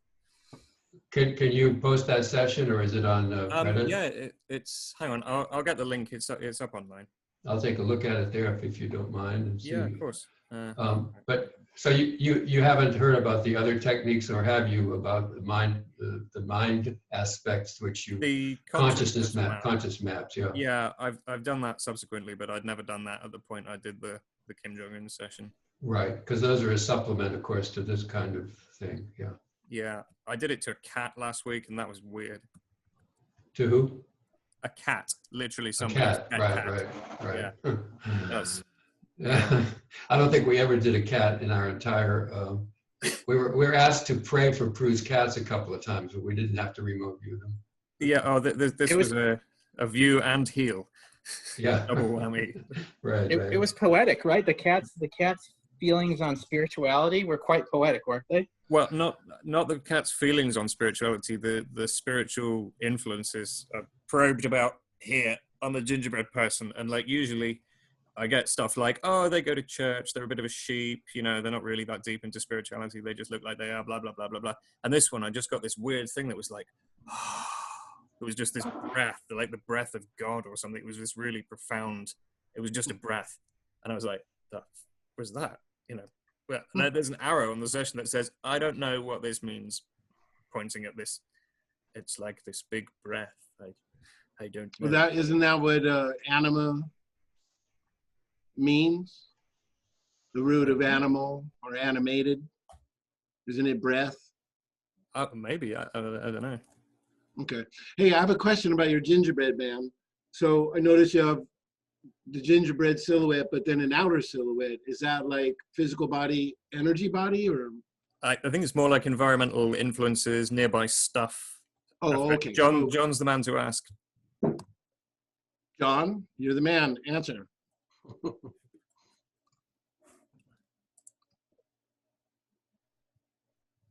I'd have to review actually what Prue says in Aurora Bomb, but well, I'd be interested because my first impression would be the inner gingerbread man would be physical, and the outer gingerbread man would be energetic. But maybe it's environmental. So if you find the answer, I'd be interested. Yeah, our consciousness map was the design to explore the subconscious and the conscious, and really this is for the physical only. But naturally, as you said, David, you can detect pain and stuff like that. Yeah, I found it to be very mixed up, and it's a lot to do with intent. Like I think I could stick my pen here and with the intent to feel whether you've got a headache, and I could also stick it there with the intent to get like whatever the most obvious mental thing going on is. I've kind of probed the outer area, like next to someone's ear, and gone, oh, he's got a wife. Don't think he's got any kids. You probe the throat, and it's not like, oh, does their throat hurt? It's like, what's their intention to communicate? What kind of communication are they making or wanting to put out there, and get stuff like, oh, they've got things they want to say to people, but they don't know if they will. You know, that's so the level of the data is really variable. And I think, like, I've experimented a bit with probing like chakras as a concept. You know, the stuff that chakras represent, rather than like, oh yeah, these energetic things, but just like the Kim Jong-un one. There's down the bottom it says like, oh, basic needs met, AOL wealthy, and that was my intent when probing down the bottom of the gingerbread man. There was like root chakra is all the simple basic stuff there, and it was like yes with bling. So I think you can use it however you want, from my experience, because I've got all sorts of stuff out of it. It's awesome. That's certainly in line with the TDS method, which is dynamic, and people were encouraged to develop it their own ways. I would point out too that we would also probe physical structures and objects, and on the surface and then interiorly, which is what Russell, you were suggesting about this one. But with people, we would probe inside the person, of course, using the double outline. Okay, cool. Hey, David, I just looked up anima. Do you want to hear it? Yeah. Okay, so anima, Latin, animal life, breath, soul, mind. Anima refers to a living being from a Latin form meaning of air, having a spirit, living, which in turn comes from another form meaning breath of air, air. Wow. Cool. I tell you, actually, one more, I'll just stick this back up on a share just for a sec. One more thing about this that, oh no, that's not the cat session. Oh God, that'll take me ages to find the thing. There was something about like the topography of the ideogram, like the shape that you know, you just can feel of it, not the feeling / motion like a subsequent feel, grope it in the air sort of thing. That it was like it had a front, but it had no back. It just dissolved. And if that's a human, it feels like a lump, or maybe a sort of low lump if they're lying down or whatever. Or like I think in that Kim session, there's like just a square thing as a structure, but I can feel the corners on it and stuff. And this cat, it went up like it was going to be a lump, and then it just went and just faded out with nothing on the back, like it's sort of a facade with just no definite barrier to it. It was weird. I mean, I don't know how to interpret that, but it struck me as unusual. Sounds like a Cheshire cat. Eh? Was it the Cheshire cat? Yeah, the Cheshire cat. Exactly. No, it was one of the people on the Reddit. It was her daughter's cat that has cancer, which I found out today. Like, yeah, that was sad. Excellent. Has anyone else got anything to round off the evening? Because it's been 3 hours now. Or well, I wanted to jump in with a question, but I don't want to start a long conversation. But I found interesting what you told about HRVG's experiment on changing a past photograph earlier, and this comes back to the reality of time and the fixedness of the past. And I also earlier jumped a question in the chat room about the Mandela effect, and I think this experiment shows the possibility of this being a real effect. But I never heard of, I never found anything about the experiment. I've heard about it, but I've never seen the data. So you said it was presented at a conference? Yeah, it was presented at IRVA, I believe. I'm trying to remember what it was called. It was a famous photograph from the American Civil War. Tom Brady, maybe. Let me have a look at it. Yeah, I think it was the photographer Brady, and it was maybe a little 1880s or 70s. But I do think I checked. I asked someone about that. I forget who it was that said that it really had not been proven that this change actually occurred. I don't know if it was somebody from HRVG or if it was Rick or somebody that told me that. They believed it had, though, didn't they? They did. Yeah. Is it Tom Brady or something? Because we're going back quite a few years. Matthew Brady. Matthew Brady, that's it. Yeah. So that Matthew Brady. I think that was the photographer they were referring to, but I'm not positive. Yes, it looks like it. Yeah, it looks like he's a famous Civil War photographer. Remote viewing of Matthew Brady. Nothing there. It was on there. It was on the HRVG website, but I'm not sure that's public anymore. I think they made that unpublic. But it was probably talked about actually on PJ's website. 10,000 TKR. roads. Yeah, 10,000 roads. Yeah, let me have a look. Let me just have a quick on TKR because it was probably talked about on there.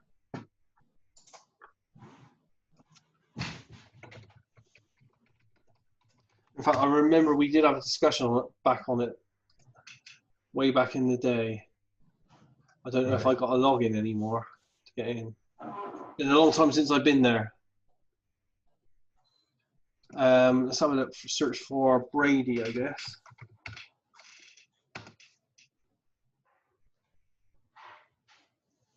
That's it. Identifying letters.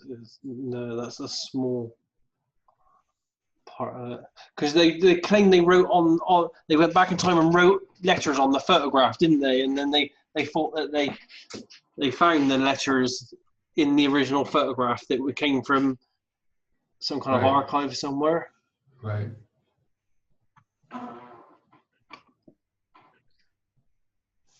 Okay, I found something on it here. I'll post it in the chat. I have never seen the photograph with the initials in it. The only version of the photograph I've seen did not have any kind of mark that I could find would correspond to the very bizarre message that they claimed had been inscribed in the photo. Like if I was going to try to put a message in a photo, I might put like, hello. But instead it was 5 or 6 initials that stood for something, but you'd have to know what they stood for. So it wasn't like, it seems like a bizarre choice. If you had only one choice to put a message into something, would you put some bizarre one acronym that only you understood, or would you put a word that anyone could recognize, like "here I am," or something like that? Yeah, there's a couple of links in the bottom of the chat window there that might give you a bit of insight. I vaguely remember there was more on the video. I think there's some close-ups of the photographs where they were trying to show you the letters, but we're going back a few years now, so I can't remember exactly what was done. But it was presented at an IRVA talk. So if anyone's a member of IRVA, they should be able to see the video there in their video archives, I would have thought. All right, cool. Thanks for sharing. I'll definitely look into the links. Yeah, it's interesting. I don't believe I ever saw anything in it myself. I think I argued quite a lot of them online with HRV about it at the time and about the protocols of, because I think if I remember rightly, when I saw the video, the people that were tasking the video were in the room with the viewers and all this kind of stuff, and I thought it was a bit dodgy, but I can't remember exactly. But yeah, I wasn't too keen on the way it was done. Well, the message was A heads W, and if he flipped a nickel, and if it was heads, he was going to write a heads, and if it was tails, he would have written a tails, and then W for Wheaton, I guess. So A heads W is the message. That's a message for all time, you know. Yeah, I'm with you, Grin. They should have put something like eBay, and then it would have been clear. What's your take on the Mandela effect? Open question to anyone. What was the question? What's your take on the Mandela effect? Oh goodness, I don't know anything. And that's just one of those things. It's interesting, no doubt, but I don't know anything about it. I swear, to me, it was like George Byrne died twice. I don't know if I'm going crazy. That's the closest experience I've had to that, except for the whole Berenstain Bears thing, where I remember Berenstain being spelled one way, but then I was a kid. And it is an uncommon spelling of like Stein that you would see in things. Have you seen that, where people say Berenstain Bears? And anyway, people really go down that rabbit hole. I'm not so sure. But I do think George Byrne died twice. Okay, guys. Well, I'm going to close this for the evening now because I still got to render this video and it takes me 2 hours. and it's 1 o'clock in the morning. So we'll close for this week, and hopefully next week, if everyone's read a bit about Starfire, we can have a talk about that and maybe what Ingo was trying to get across and all that kind of stuff. Just before we go, if anybody wants to see the session with the cat, I'll put the link in the chat as well. Yeah, I see that. Yeah. And also before we go, I just wanted to, I'm not going to be here. If there are chats in the next 2 weeks, I have no idea. I won't be here, so I'm going to miss out on the book club. I'm very sad about that. But and I don't know how long you're going to be doing these free service of a chat stance. So if they end before I come back, just want to say thank you. This has been the only opportunity I've really had to discuss remote viewing verbally. That's very cathartic. So I appreciate very much what you've been doing for the community, allowing us to sit and act like maybe we even know something. So thank you. Yeah, it's great fun. Well, we'll keep going for a while, and until everyone gets back to normal, and we'll see what happens. We maybe even keep it going a bit longer, do it on a different day or evening or something. See what people want to do. And that'd be, it's so nice to be able to chat to people of like minds. And say for me, the first time ever was when I went to the States in, what was it, Russell 2018? Was that the last ever thing? And I was in a room full of people all talking the same thing. That was stunning, and this is the closest I've got to that. Normally, as I say, I'm looked at as a right plonker, so this is quite nice for me. So. Yes, it's good fun chatting to people and listening to all the different stories and impressions and thoughts on how this works. Tremendous. Well, have a good week then, guys, and we'll see you next week. So take care, everyone. Big level. Take care. Yeah. Bye. All right, take care. Cheers. Take care. Have a good evening.